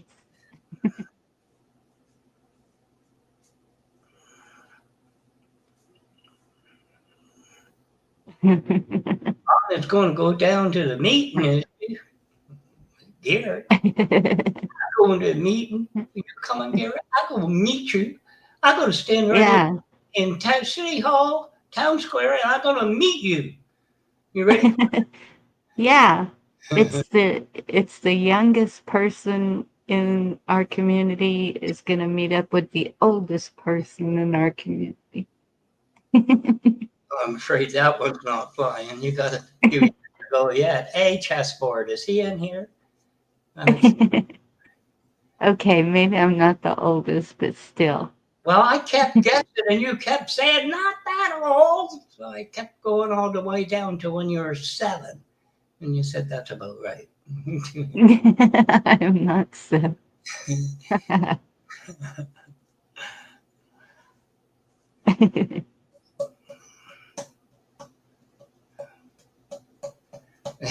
I can't read the damn thing going across. My eyes are sweating. It's all. Your eyes are sweating? Yeah, shoot, it's getting warm up here. It's all wildlife's fault.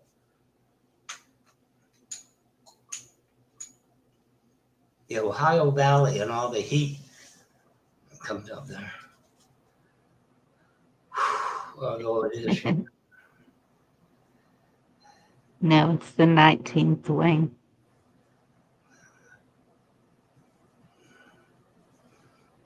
Now, that's kind of what gets me, Bonnie. People look it up now. I get it. 40, 50-year-olds and everything else, they look it up. They might see videos on YouTube. But try when that was every night on the news. Somebody of color or whatever it is, they didn't care if they're getting washed down the street. You want to look at when the unions came in? And the men hired with their billy clubs to beat the daylights out of them? This is, you know what I mean? And here we are again. The year 2025 with the golden dome, the golden age. Hit him again, he's still moving. Yeah. That's what I put in a chat with somebody that everybody listens to, right? And I said, if you didn't live it, you don't know it, and you didn't live it. Sorry, but pisses me off. So many experts. I saw a video. Redneck Paradise. 10 guns mounted. Hey, that sounds cool. Okay, Garrett. I will be patient. I'll make sure I'm... Be gentle, Bonnie. He's only... I'll make sure I'm in that town. And see what happens. Actually, one of my sons... Yeah, I will be in that town.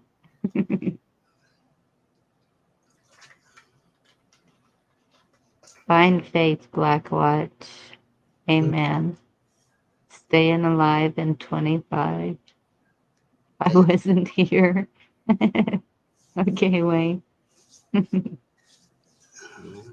What you do with what? Somebody close the window. Hello, is it me you're looking for? Holy crap, the Alabama came and got him.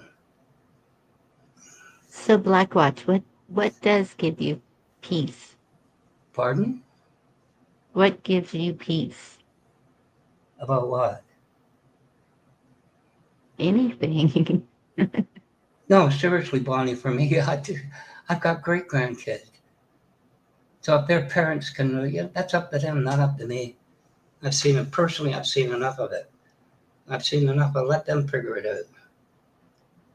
You know? I understand that. I'm talking about you personally. What gives you peace? What do you find during the day to bring peace to your soul? But that's a heavy statement, isn't it? Probably what I enjoy the most is music. What I enjoy conversation that is absolutely meaningless. We're not out to solve the world's problems. We're just here to engage each other. That's what elevates the soul. Makes it worthwhile. Not what color your little flag is. Not what checkbox you checked. Not how much you make. Just talking. Interactions. The real stuff. The stuff that matters. That's what brings it. And I find a lot of that in music. Like I said, when you're talking about the countries, One Tin Soldier, right? The different countries, they don't get along, you know? Go ahead and treat your neighbor. Go ahead and aid your friend. Do it in the name of heaven. We'll justify it in the end. Isn't that what we do? And that came from the 60s era. That's all, Bonnie. That's all. Yeah. I don't want to hear about accountability and all I did and everything else. And if you don't do it right, I'm no fucking hero and I'm no fucking martyr.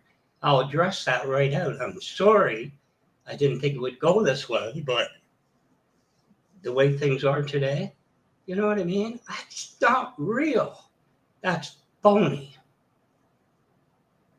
I think we all know when we talk to somebody and we know when it's real. That's what elevates it. That's what makes it worthwhile.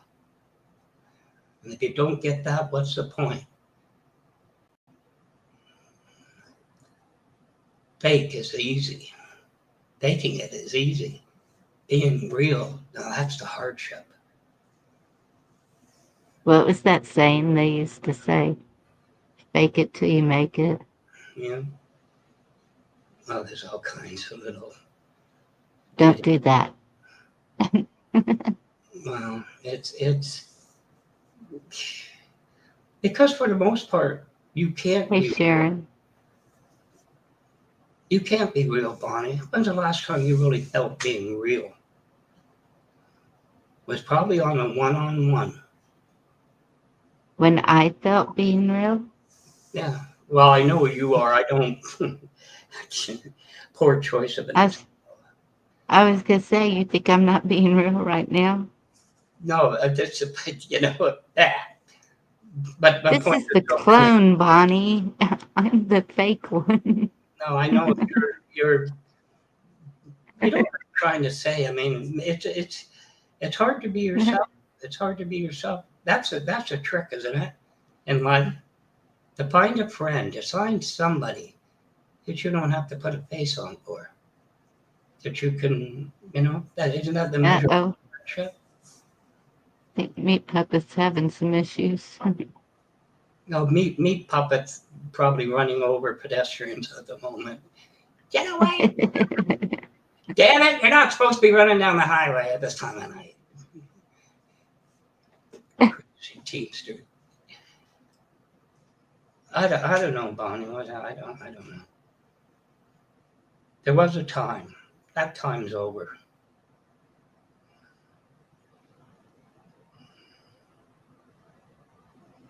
Long over. The 60s were revolutionary. Flower power, this, that, the system, the establishment. Guess what?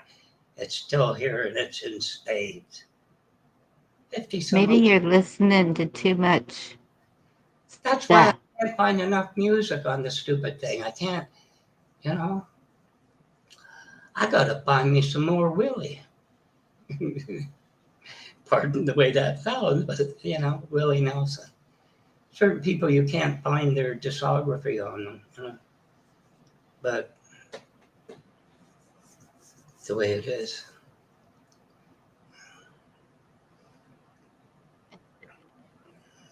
I remember a very, very long time ago, if you might remember, about 5.5 years ago, one night, when I said to Bella, this so reminds me of the 60s, Bella, what's changed? And she said to me, we're all fed up. And I said, I'm going to wait to see that. I'm still waiting.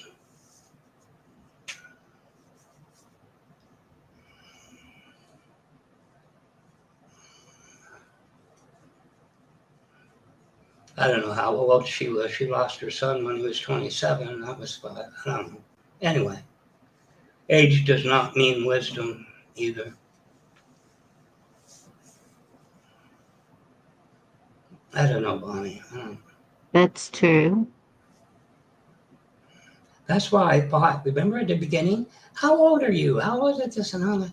I found, although he's lost his way, there was a 16-year-old boy in Georgia that thought, everybody reacts to music and holy shit, was that ever great? But why'd they write it? What did the lyrics mean? And for a 16-year-old that's now about 20, he was so profound. But he got hacked 2 years ago and he gave it all up. Age means nothing. But then again, he has no life, had no life experience. Age. I can't read. Is that Monty? I can't read the things either. Got very warm up here the last. It hit 29, which was about 83 the other day, and it was very humid. So bring your positive butt up here, Monty. I don't know, positive. I mean, Monty, give it another 20, 25 years and come back and talk to me. So Um,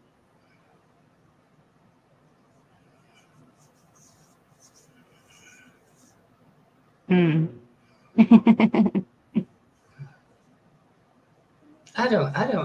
It's just, I find with the things recently, Bonnie, what's changed?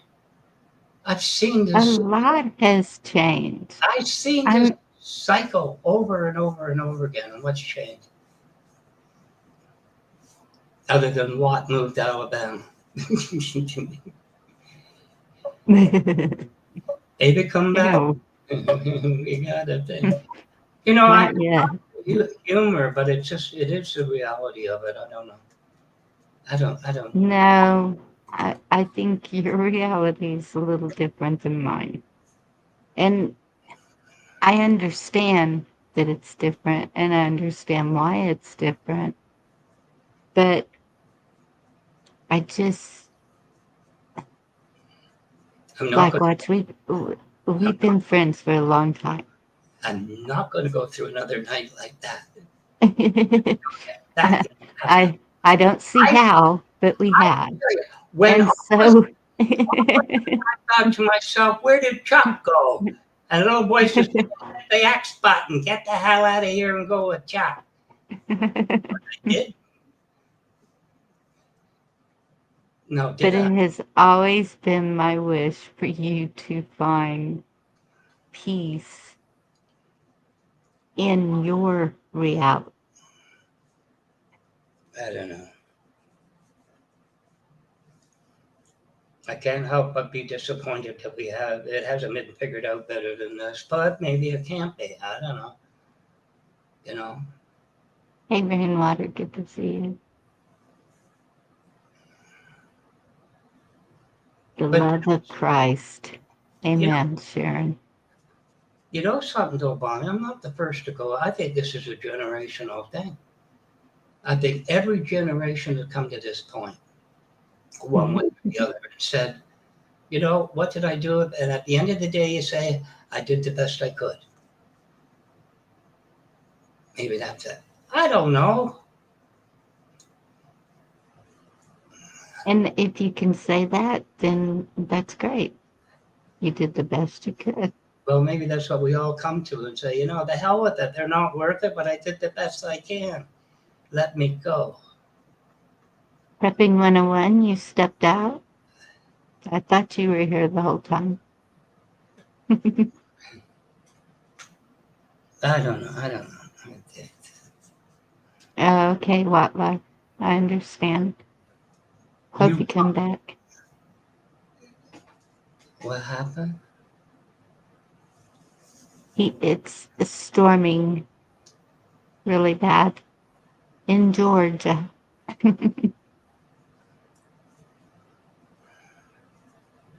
He'll try to come back when it stops. When Alabama starts. Poor Alabama. No wonder they're putting up a wall around Georgia. Don't blame them. Who's putting up a wall around Georgia? Yeah. There's a skyway bridge they were planning that, you know, when your Canadian snowbirds drive down, they go up over the bridge and they bypass Georgia altogether. That's what I heard. I don't know. I told you my parents Mom used to say, your dad, as soon as he gets into Georgia, he doesn't stop until he's on the other side of Georgia. And he never told me why. But yeah, I don't know.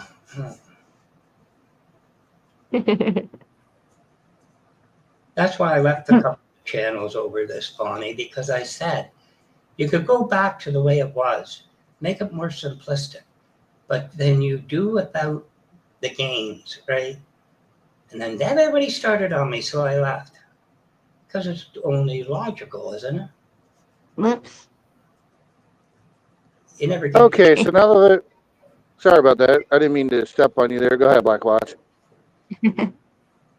No, go ahead. You're going to bring No, I some was just positivity in. Yeah, I can try. Other than I'm dealing with a bunch of ignorant people who couldn't Here we go. get a trailer Oh, loaded on time Lord. if their Here we life go. depended on it. But that's par for the course. Tell you to show up early and you sit for like 5 or 6 hours twiddling your thumbs doing nothing because they're too incompetent to load stuff early. But I had to restart my phone because I was trying to join in the Chrome browser. My headset or something wasn't working right, but it seems to be working okay now. So, Yep. on an interesting side note, I did see one little video and a few articles where recently, sometime in the last 2 or 3 months, they were doing some kind of sonar ISAR scans or whatever up and down the Mississippi River and found a bunch of cracks in the riverbed. Crashing? Interesting. Mm-hmm. Because they're finding cracks in the ocean Well, there's a along crack in the the Mississippi Texas coast. right, but like when you look, like cracks in Mississippi riverbed, the only thing that comes up is you get a couple articles from like 2017 to 2020, a bunch of stupid shit about the Mississippi River Bridge in Memphis. Whoop-de fucking do. There's a crack in the bridge. Yay. Nobody cares. And I had to search and search. I did find like 2 or 3 YouTube videos. I think one Facebook reel and one article, maybe. I don't know why they would suppress cracks being found in the Mississippi River Bridge, but apparently they are because you can't find hardly anything on it. Matter of fact, I think. Let me See, see here. Blackwatch, I'm seeing that you're left. Back in the chat. Let's see here. No, it's not. Although I Do you hear think. me? Do what? I was wondering if Blackwatch heard me. They step away?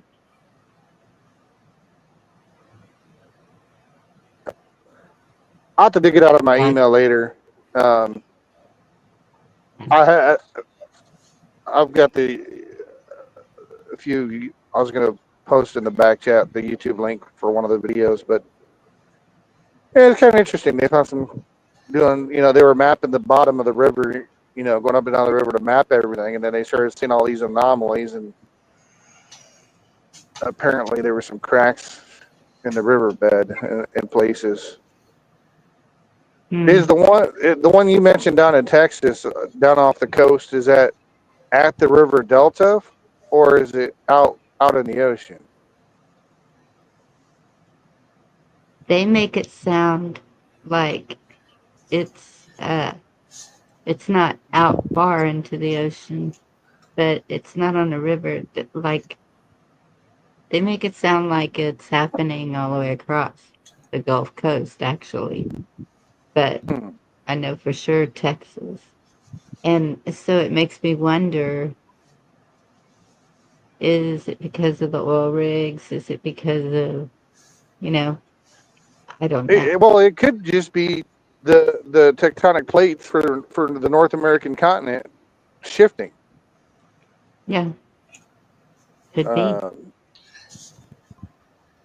Like that's the same thing with the cracks in the riverbed for the Mississippi. It could be just something with the New Madrid. Yeah. What were you going to say, Blackwatch? I was just going to say, do you mean the Gulf of America is going to make like a toilet bowl and go doggone? Oh, Sharon's on the Gulf Coast. Then we have nothing. Maybe, but probably not. But the Mississippi end dumps into there, doesn't it? Yeah, no, it does. But more than likely, if the New Madrid goes off, there's a good chance it could literally split this country right down the middle. No. Like from the Great Lakes all the way down to the Gulf Coast. Well, the Great Lakes pour out through the St. Lawrence Seaway to the Atlantic. Yeah, they go out to the I thought it came in from the Atlantic into the Great Lakes, but it could go the other way. I'm not 100% sure. You gotta remember it's glacial runoff, so it runs off to the ocean. Could Right, be so it goes volcanic, from sure. the lakes to the ocean, not the other way from the ocean to the lakes. It goes from inland out. That's the flow. Okay. Well, look at Okay, good Niagara to know. Falls. Niagara Falls used to be at Montreal, not at Niagara Falls. That's where the falls used to be, almost 400 miles east. Is that the So, you know, the Canadian side and the U.S. side you're talking about, or the falls? the falls, the one and only falls, used to be almost 400 miles east up the St. Lawrence. And look where it is now. It's all the runoff, and it's glacial waters. That's why it's fresh water. You know? Right. So no, I mean, there's a part, isn't the Colorado? There's one point where it flows north, not south. The way it, you know, strange way water moves. Yeah, Sharon, I've seen that about it's America interesting. being split. It's interesting that Sharon mentions that because it was probably 5, maybe 10 years ago, sometime in the last 10 years, I had a dream where I saw a part of the country in the same area where I live, which is in the Midwest, literally splitting the ground cracking like it was going to split the country in half. Yeah. Now, whether that was just Well, because of the New Madrid and it was just causing some cracks, or the country was literally splitting in half from, like you see in that new Navy map, new quote unquote new Navy map. When you Google it, it shows both coastlines flooded, Florida's underwater, and right up the middle part of the country from the Texas Gulf Coast all the way up to Lake Michigan, just all flooded. yeah. Okay, I've seen that one, but Yeah. that doesn't show the country splitting in half. It just shows the Mississippi River widening. And so. Well, right, but that would still effectively do the same thing, though. It would widen to the point where the bridges would collapse, and you'd have to start the bridges all over, and for a period of time, the country would effectively be literally split in half. You couldn't get stuff You from. got a sinkhole by the tectonic plate that shifts. That will produce a tsunami. You know, So where does the Mississippi go into the ocean? Is that in Louisiana? New Orleans. That's a Gulf of America. It's not the Atlantic, isn't it? It's New Orleans. Which is Louisiana. The Gulf. John's. Anyway, Louisiana. Say it right. Louisiana. So I'm on the wrong side. No, I'm not. No, I'm not. See, the one I had seen years ago showed The it Minneapolis St. splitting Paul, Texas. I believe. It showed Texas being split in half down the middle. Well, I don't know if it did. The New Madrid went off. I don't know how much of the country it would split, but there'd be a big crack in a good portion of it. And then there's a question of, does it run along the normal fault line from like the northeast to the southwest, or does it run along like the Mississippi River? Right. What? Well, Come again? if Texas is going to be split in Well, 'cause, half, like- I want to be on the other side. Well, yeah, everybody would be. What we're saying, Black Watch, is if you look at the New Madrid fault line, it runs right down there by Memphis and southern Illinois, where Kentucky, Tennessee, and Illinois all run together with Missouri. That fault line, if you look at it, I could be misremembering, but if I'm remembering correctly, it runs at an angle along like the Ohio River type angle. It runs a northeast to southwest and dumps out into the Mississippi. So you're saying it runs through the Ohio Valley? It's part of the. In part, yeah. Okay. So James is saying that it's going back to its original banks. Yeah, that was one of the things when I was looking at the cracks in the riverbed that were found through them scanning the river. Uh, there was some speculation by the Army Corps of Engineers or somebody that it may be trying to revert to its original banks and the river move and change course. How accurate that is, I don't know. Okay, so it branches off towards Arkansas. Okay, yeah. Yeah, so that New Madrid, anyways, right around southern Illinois, Tennessee, Memphis, all in that general area down there. If you have to just Google it or look it up to see which direction it goes, but it's not a north-south direction. I think all they got of it is really an educated guess, and 9 times out of 10 they're wrong. Yeah. Well, and here it is an educated guess. You're not wrong, but here's the real kicker: what if the New Madrid going off sets off Yellowstone, or sets off the San Andreas, or San Andreas goes off and sets off the New Madrid and Yellowstone? That's a possibility. What if? But then what if? I would say a strong. I'd say a strong possibility, because if one quake sets off, say New Madrid sets off, say San Andreas, or the other way around, and runs across the continent, across the plate, and then sets off the New Madrid, you could be looking at some serious devastation. Well, you look at the. Sorry, go ahead. Go ahead. I was fixing to change the subject a little bit there. Okay. Yeah, no, go for it. Change it. Go ahead, please change it.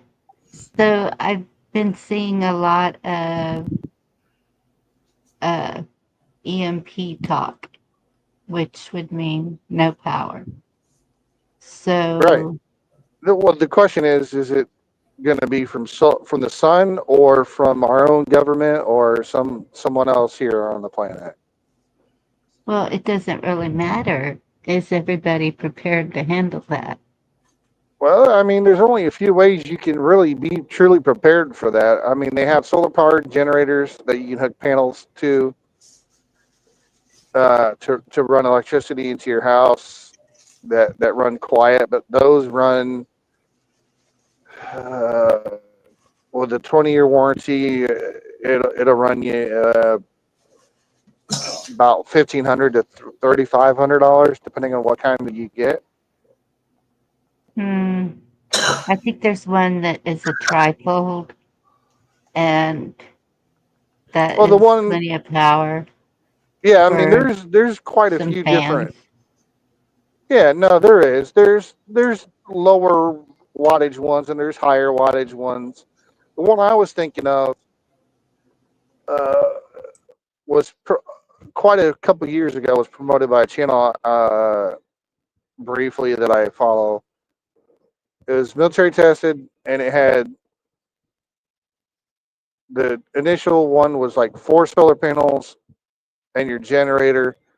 You could set up your battery bank and run your electricity. And then if you wanted to expand it, you could expand it up to a certain number, like up to 90 batteries and up to, I don't know, another 20, 30-ish panels or some crazy number. Wait a minute. Where was I? We're going back to hydroponics and all this stuff. No walking down to Walgreens for a Tylenol or down to Walmart for your solar panels. Well, if you're not... Watch. If there's no power and everyone seems to be getting hit with the heat right now. Hey, 710, good to see you.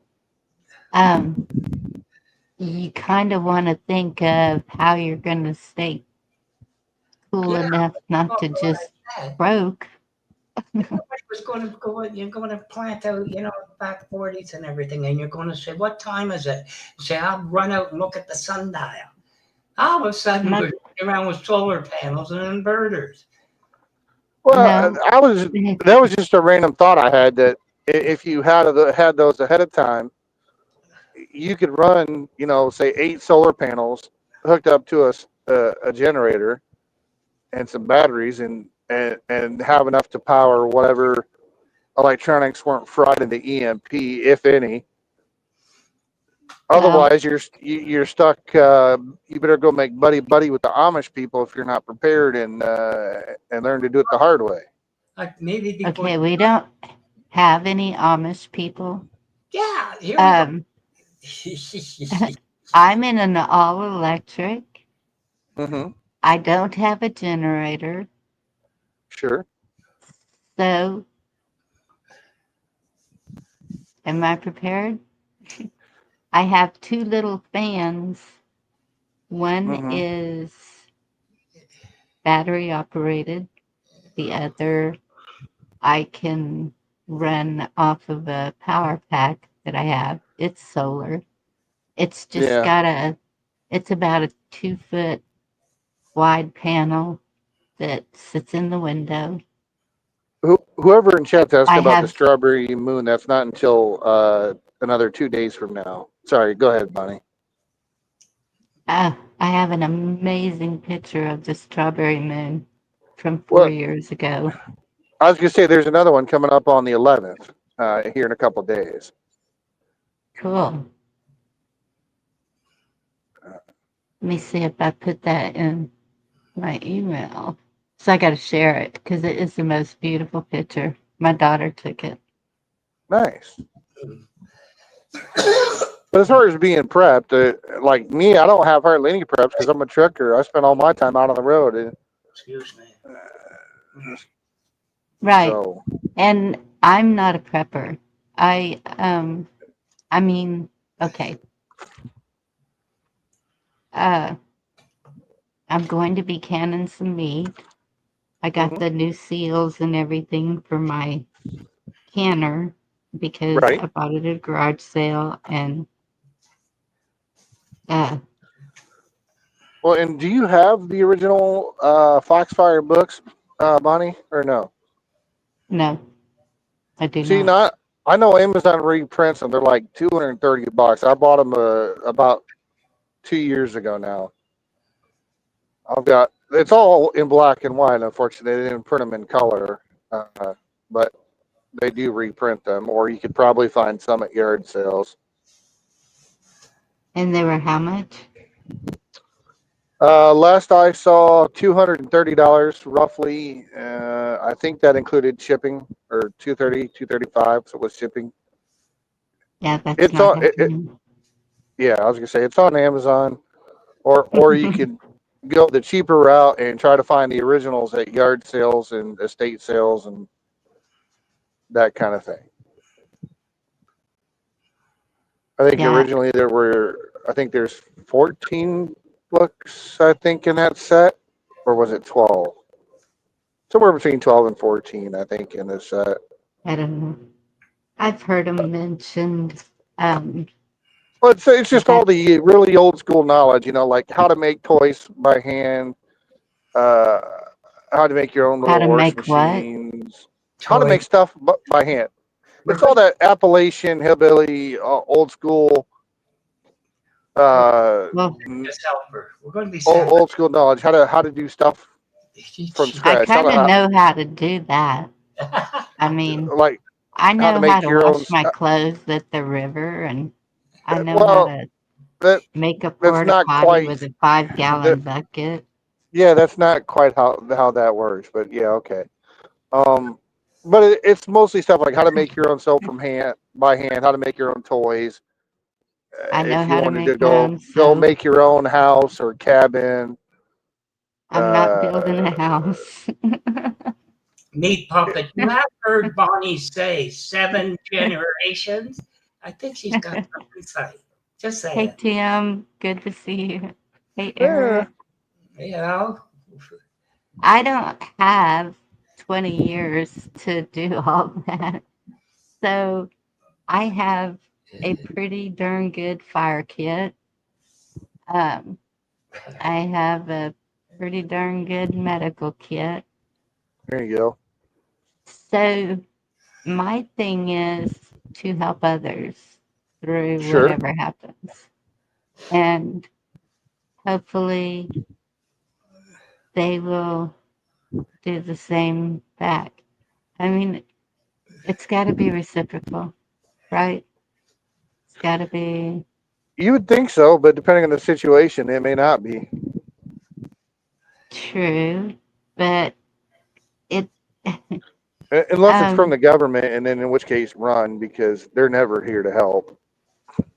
So, what Blackwatch was saying, I guess he's thinking like the 1500s. Oh, hold on. I'm thinking. I gotta take.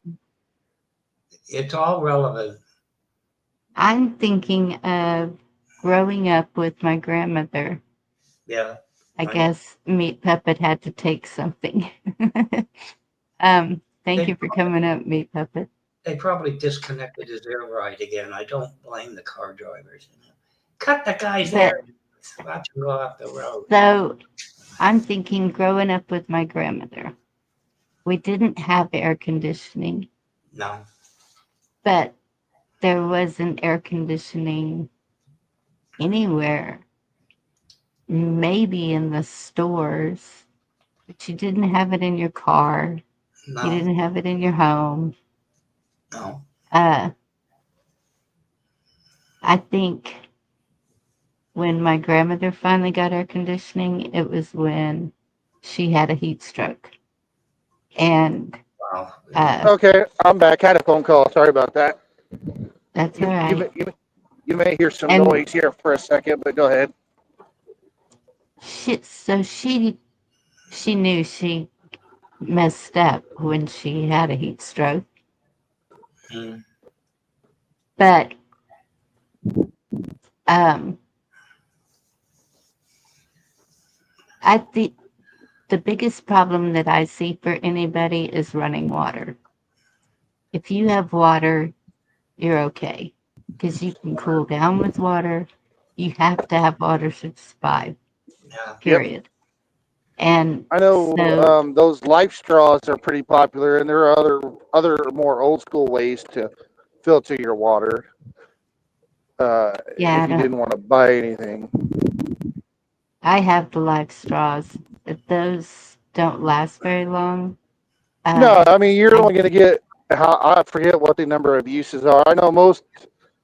The more popular setup is you set up a bag or barrel or whatever with like gravel and sand and charcoal and pebbles and some other stuff that I forget what. So what for a time, more long term. Sorry, go ahead, Blackwatch. What were you saying? I was going to say, what's the time frame? Say your grandmother was 50. Was 50, Bonnie. What time frame are we talking about when your grandmother would be in her 50s, say? I don't know. I know how to collect water in a plastic bag hanging in the tree. Right. I'm going to go mute myself. I'll be back. Okay. I think we're going to be okay. It's here. But yeah, the heat is a little concerning because I don't have a lot of window. Oh, yeah, yeah. And I worry about y'all that are in apartments and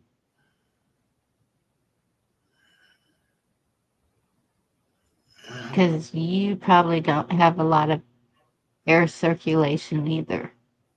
No. It would have been better. Like I told you, how the hell did it ever get here to this point? Neglect, but not on my part.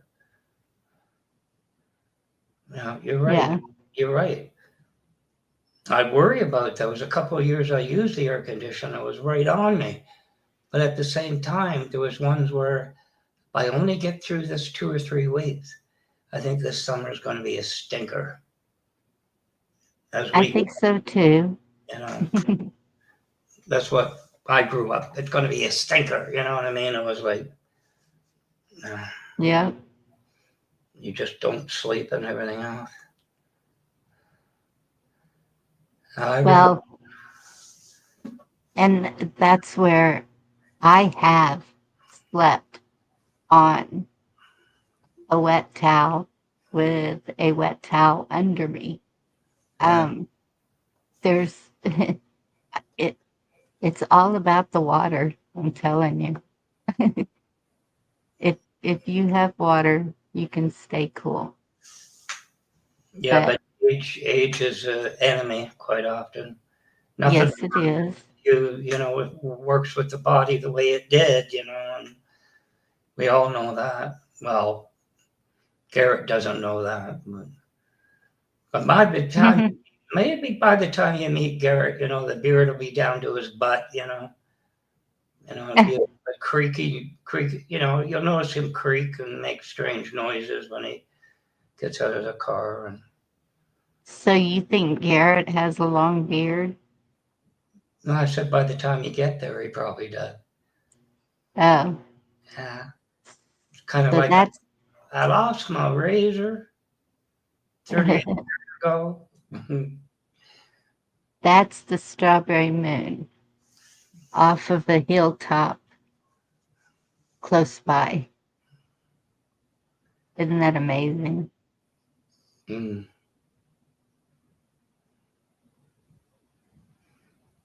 But when you think about it, don't want to go too far to this prepping thing. What they're talking about, if that ever happened, it'd be like shell shock. You won't know night from day or anything else. And I would hope it never gets that bad. You're talking about with an EMP? Well, EMPs, whatever, where you're thrown back to pure survival. You know what I mean? And I've heard prepping channels, and I got away from them.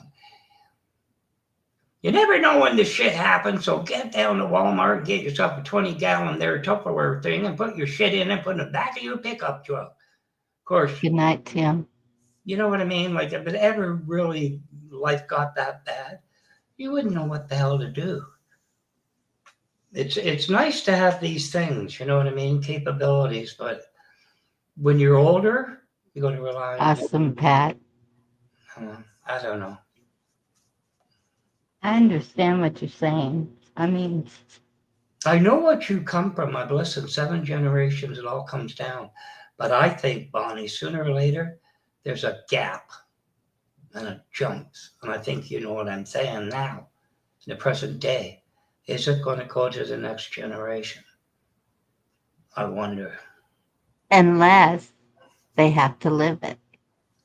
Exactly. It's amazing what people can accomplish when they're thrown into living it. Exactly. But I don't think I look at even my children's generation, I shake my head. Or the ones close to them, they're supposed to be the next generation. And I think to myself, where the hell's your logic? You know what I mean? Like, duh.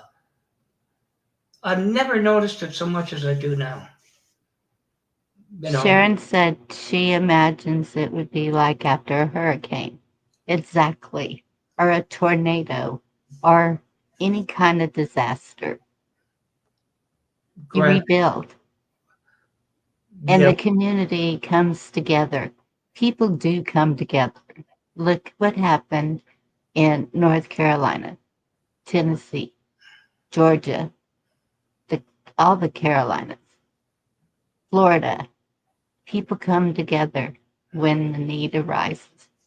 I hope the people do, because if you're relying on FEMA, forget it.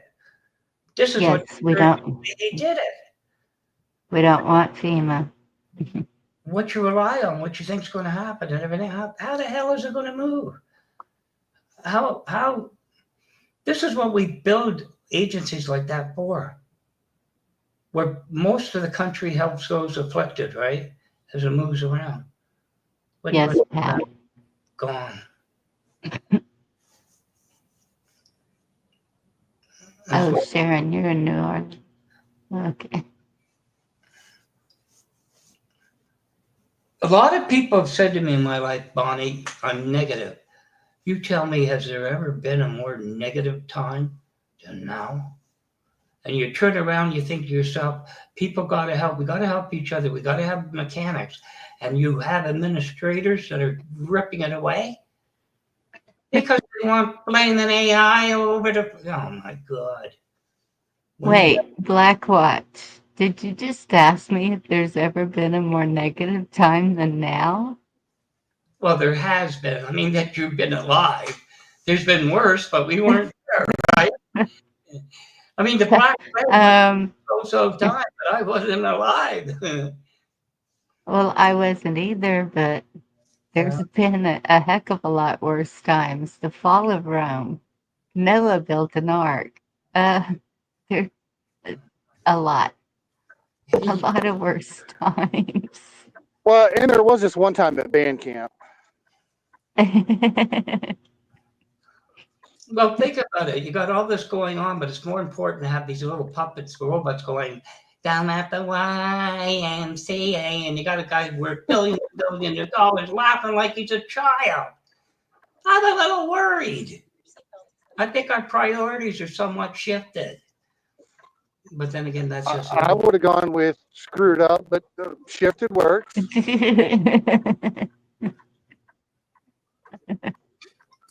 I mean, because at this point, yeah, there's definitely been worse times, but excuse me.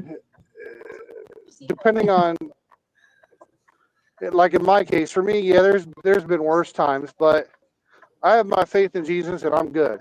I'm good with Him, and He helps me. Amen. Not go crazy and kill people, or I'd probably be in jail right about now. Yep. Or running people into the ditch every other day.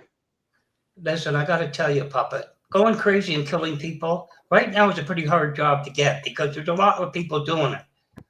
So I wouldn't have to go crazy. I can be perfectly sane and run people into the ditch.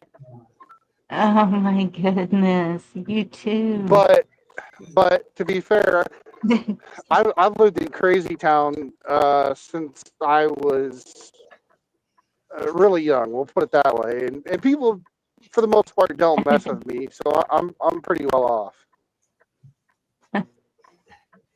So in that department, they really don't bother me too much. Let's see. You know, if they think you're crazy and willing to do just about anything, they tend to not bother you.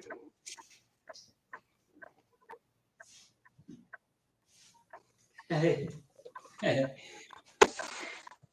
You can play with that tonight. When you have a real estate developer that's claimed Chapter 11 more times than I changed my socks trying to tell a Harvard professor about the law, I think there's a problem. Well, sure. I mean, there could theoretically be a problem in that scenario. Oh, my God. Just a minor one. Is that the Strawberry Moon you were talking about, Miss Bonnie? Yes. About the funding to Harvard. It's ridiculous. I'm going to tell you about the law. I'm going to tell you because we wrote it. What? Anyway. That's funny for anyone. Thankfully, I'm done. Like trying to explain religion to the Pope. Thankfully, I'm done driving for the day, so I can sit here on the side street and mind my own business.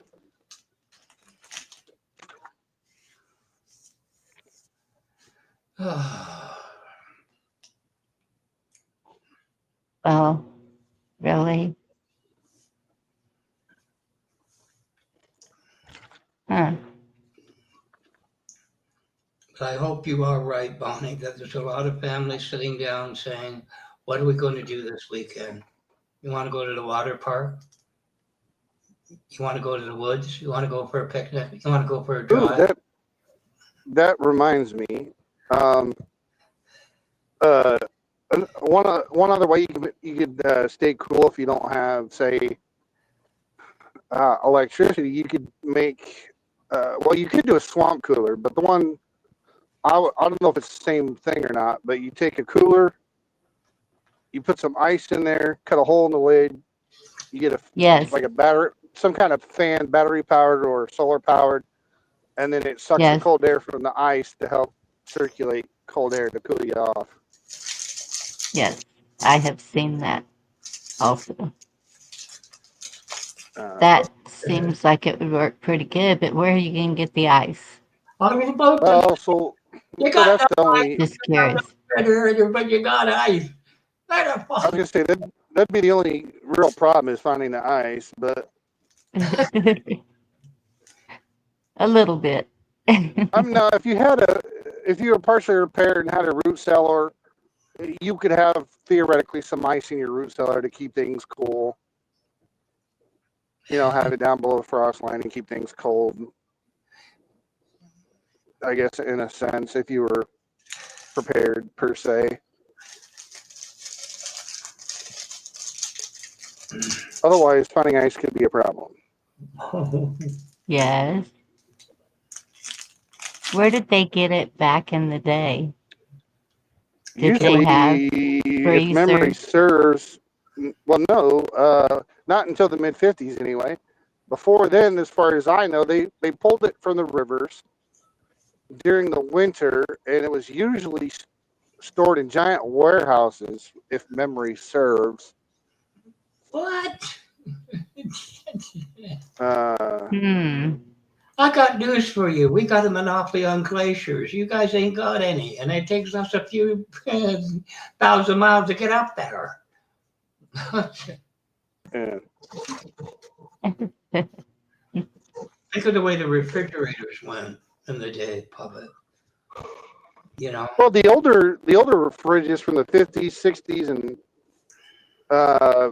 some of the early 70 ones, and some of the deep freezers from the early 80s are pretty decent.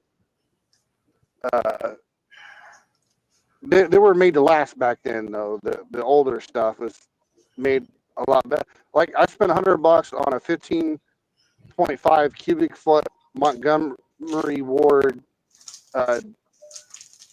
deep freeze. It sits on its side. Plugged it in, cleaned it up, plugged it in, runs like a champ. Not problem one. It's out my garage, and we're just waiting to have extra money to throw a bunch of, like half a cow or a bunch of whatever meat in there. Hey, Brian. My brother was going to scrap it. I'm like, don't you dare scrap that. That thing is worth at least what I gave. He was going to sell it, so I gave him the $100 and said, throw it in the garage and plug it in. You know what this reminds me of? You've seen a lot of movies. You ever seen the movie Baby Boom? The movie Baby Boom? Baby Boom. Wasn't Sarandon, it was another actress like that. I don't think I have. There's a chance I may have and just don't remember because, well, the whole point of it. The last. She inherited a child. There's somebody relatives in England died and left her 3-year-old, which was played by twins. But she was a big executive, and it all went sour because of that. And she moved to like Vermont, and then of course she had, it's one of those kind of movies. Okay, she has the well and everything, and calls the plumber out, and he goes down. He says, "Lady, I'm sorry to tell you, your roof's gone and your well's dry." She says, "Thank goodness, just take the hose and fill it up." You know what I'm saying? So, like, what I have done is taken empty soda bottles or water bottles. Soda bottles work better because they're thicker, and filled them with water, and they're in the freezer. I have an ice chest. It's not as good as a Yeti. I have seen a Yeti keep ice for 2 weeks. And yeah, I was gonna say most of the Yetis probably wouldn't, and they charge you $400. But yes, $400. So my ice chest, with the frozen bottles, kept the ice for 4 days. So that's not too bad. I saw one restaurant I went to about a month ago now, I think, maybe 3 weeks, sometime in the last 4 weeks. They used the old style, I think it was the 8-ounce Coke bottles, maybe the slightly bigger ones, but the old the old style glass Coke bottles. We have those. Yeah. They took some of those. They went online and ordered a package of 20 count of the Corona Blue Crown little caps that have holes in them because they turned them into salt pepper shakers.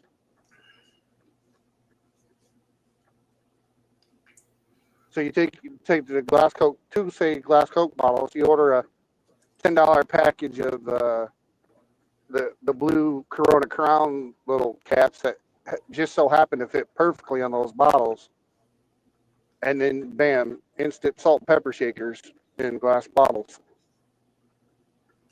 It's too bad for currents. I think the old glass bottles would be better for that when you think about it, Bonnie. If you reuse the plastic, have no doubt it draws the plastic into the water. I'm sure it does, but if you're just using it for ice for cooling, we don't use the ice out of the ice chest for anything drinkable or anything like that. Yeah, I was gonna It's say, as long as you're just, not drinking it, you should be okay.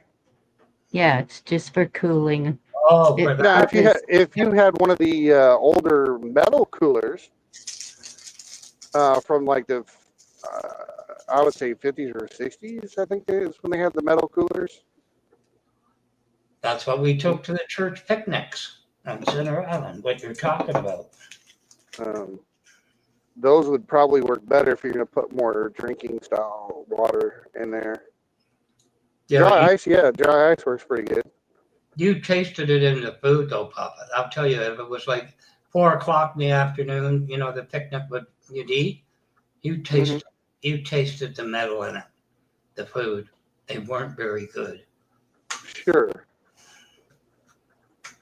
Well, and that's why I said, if depending on what kind of stuff you want to use to set up your deal.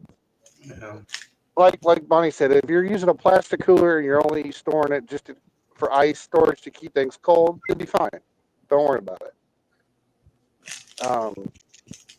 It's better than salmonella, but it wasn't that. That was the newest thing, right? But I remember that it wasn't the greatest, They did the job. Well, and I've seen people, power went out, let's see when. I know in one of the storms, I think it was the big hail and Snowmageddon, and the first thing you do is take your meat out of the freezer and start canning it. I say you cook it or can it, yeah. Should have been up here when these cold went out. But even if you cook it, it's not going to last very long. No, you'd still have to can it for long-term storage. Yes. And that's my main concern, because that's pretty much what I live off of, meat. Not that, there's not plenty to hunt around here to. I was gonna say, for especially with some of now. that wild boar meat, that's pretty good stuff. Yeah, we have the wild boar. We have plenty of deer. Yeah, venison, wild boar meat.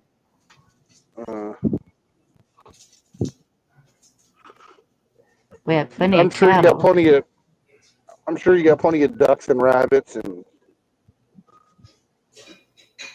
I don't see many of them.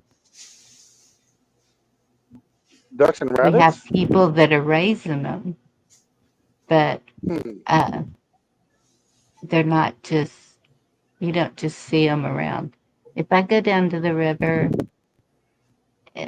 I might see some cranes, but not That's weird. not You know, 'cause you ducks. don't have any wild rabbits or ducks. That's kind of weird. I mean, Oh, I'm we sure in the have wild wintertime. rabbits.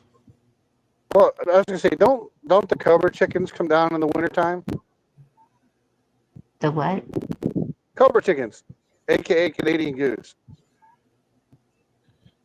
I have I, never I, seen one. you've never seen a Canadian goose? No. Huh.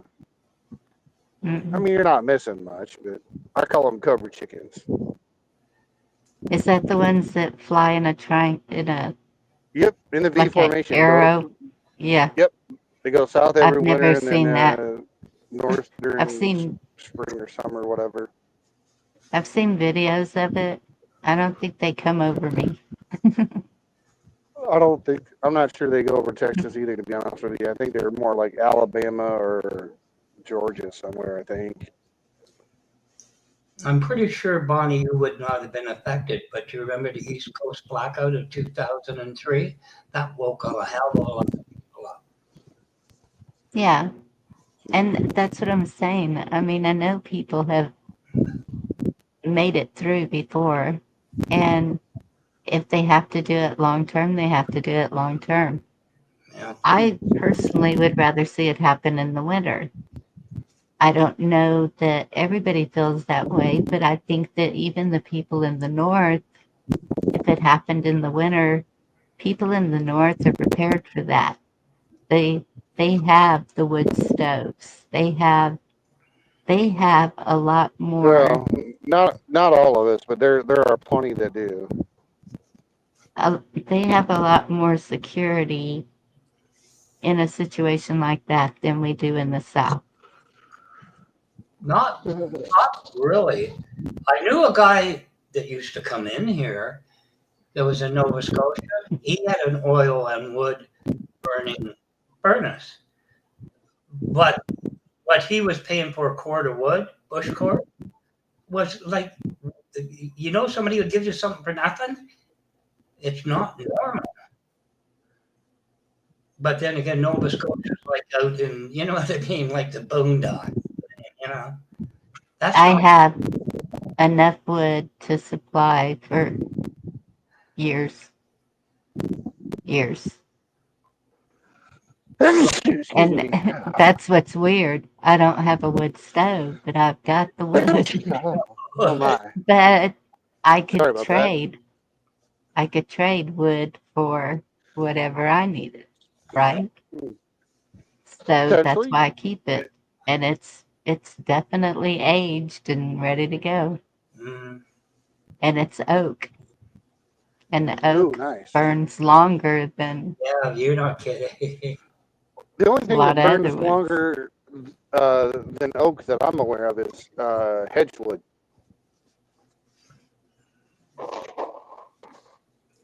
Also known as Osage orange. Osage orange will burn for a long time. Yeah. Of course, it'll burn hotter too, so you gotta make sure you got enough quality in the stove to handle it. And that's true, but I'm allergic. Can't have them. So what? Osage? That's what's nuts. That's what sucks Oh. with me and a lot of my family is the allergies that we have. So that's what we have to prepare for. I do have a Sure. lot of beans and rice, but it's, like peanut butter is absolutely useless to me. The kids can have it, but some of them can't have cinnamon. Some of us can't have seafood. It's just different things that we have to watch out for, and that's why I want to get as much canned as I can because of the way we have to eat. And that's when you're prepping they make it sound like go buy out the store, stock up on all these cans of stuff. Well, I mean, now you I've got could all if you. these cans of stuff that are getting outdated. So Yeah, I was cooking. gonna say that's the I've problem been you run into. I've been cooking my dog food, using it Oh, up I so thought you that said you I were. can restock with what I need to.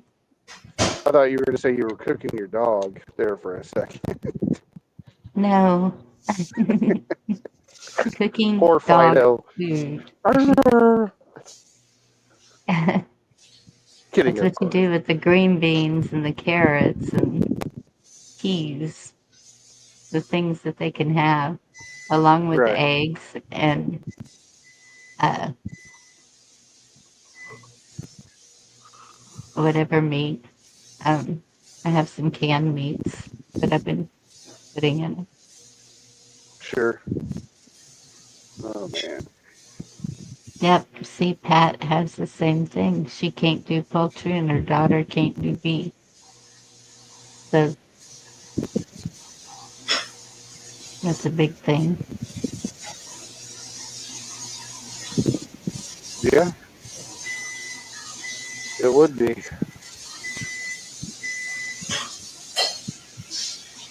Oh. And that's it. Everybody prepares in a different way, or Yeah. some just say whatever happens, happens. But my thing is water if no electricity.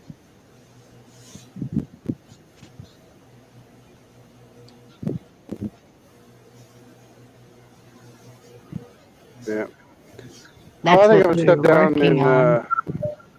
I'm gonna step down and get ready for bed. I think Yep, it's been a I'm long. fixing to call it. It's It's been a been, long, annoying day. yes.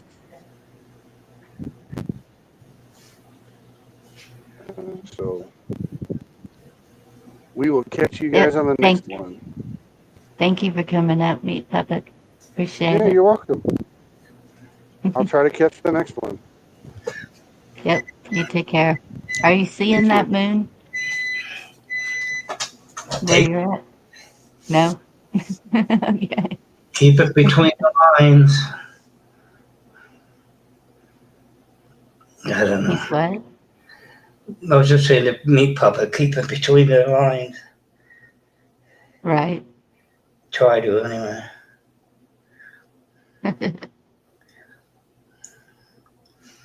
I don't know, Bonnie. I guess it's what I did in life, career, and everything else. There's some people where they go, "This is what I'm trying to do," right? And it's kind of like you don't have the pieces to the puzzle. And they say, "What do you think's wrong?" You know what I mean? Like hmm the missing portions. You know, like I'm seeing more of it fall together than I wanted to, but it's just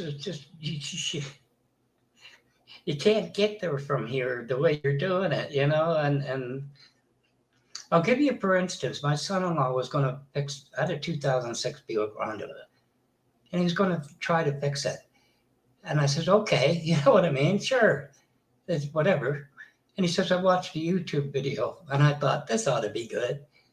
So I said, tell me what you're going to do. Just follow it through with me because I've been there. I've altered drag cars and everything, and you spend 2 hours looking at it, thinking. So he gets it up, and I said, what are you going to do when your wife calls 911 because a car fell on you? And he says, but I jacked it up. I said, tell you what, jacks, it'll fall. Where's your jack stand? Oh, you know, like what? That type of thing. It's just like, you can't get there from here. so you're letting what others do get to you. No, but I'm he's been quite the experience, you know what I mean? Like I said, on how to transfer things with computers, how to, do copies and images and, but there's something like that. And I thought, Well, you know, He's a talented guy. But, you know, I said to him, that without jack stands, you don't get under a car. You know what I mean? You just don't. That's But inviting. you can't expect everyone to know everything. No, Some but people excel in different areas. I I have didn't. a son-in-law that it's like he thinks he can do it, but he can't.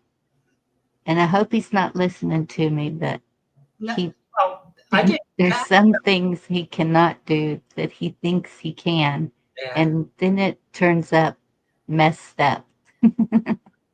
But I didn't chastise him. I just walked through it with him. And I said, yeah, but, you know, I said, there's countless things where I relied on a jack. And it damn near fell on me. He said, well, I guess I should, you know, and I didn't chastise him. I just walked through doing it. And he kind of went, oh. And I said, yeah, that's why you never see a mechanic, except the stupid ones, go under a car without it supported. With a But theory. see, you're letting it frustrate you. You just taught somebody younger than you a valuable lesson that they're going to remember, right? That was then. That's I'm upset now because of so much going on that we're talking about now, relevant now. You know, frankly, I gave up on him. He's not gonna get it. but all right, everybody, I'm going to close this one up. I hope that the videos were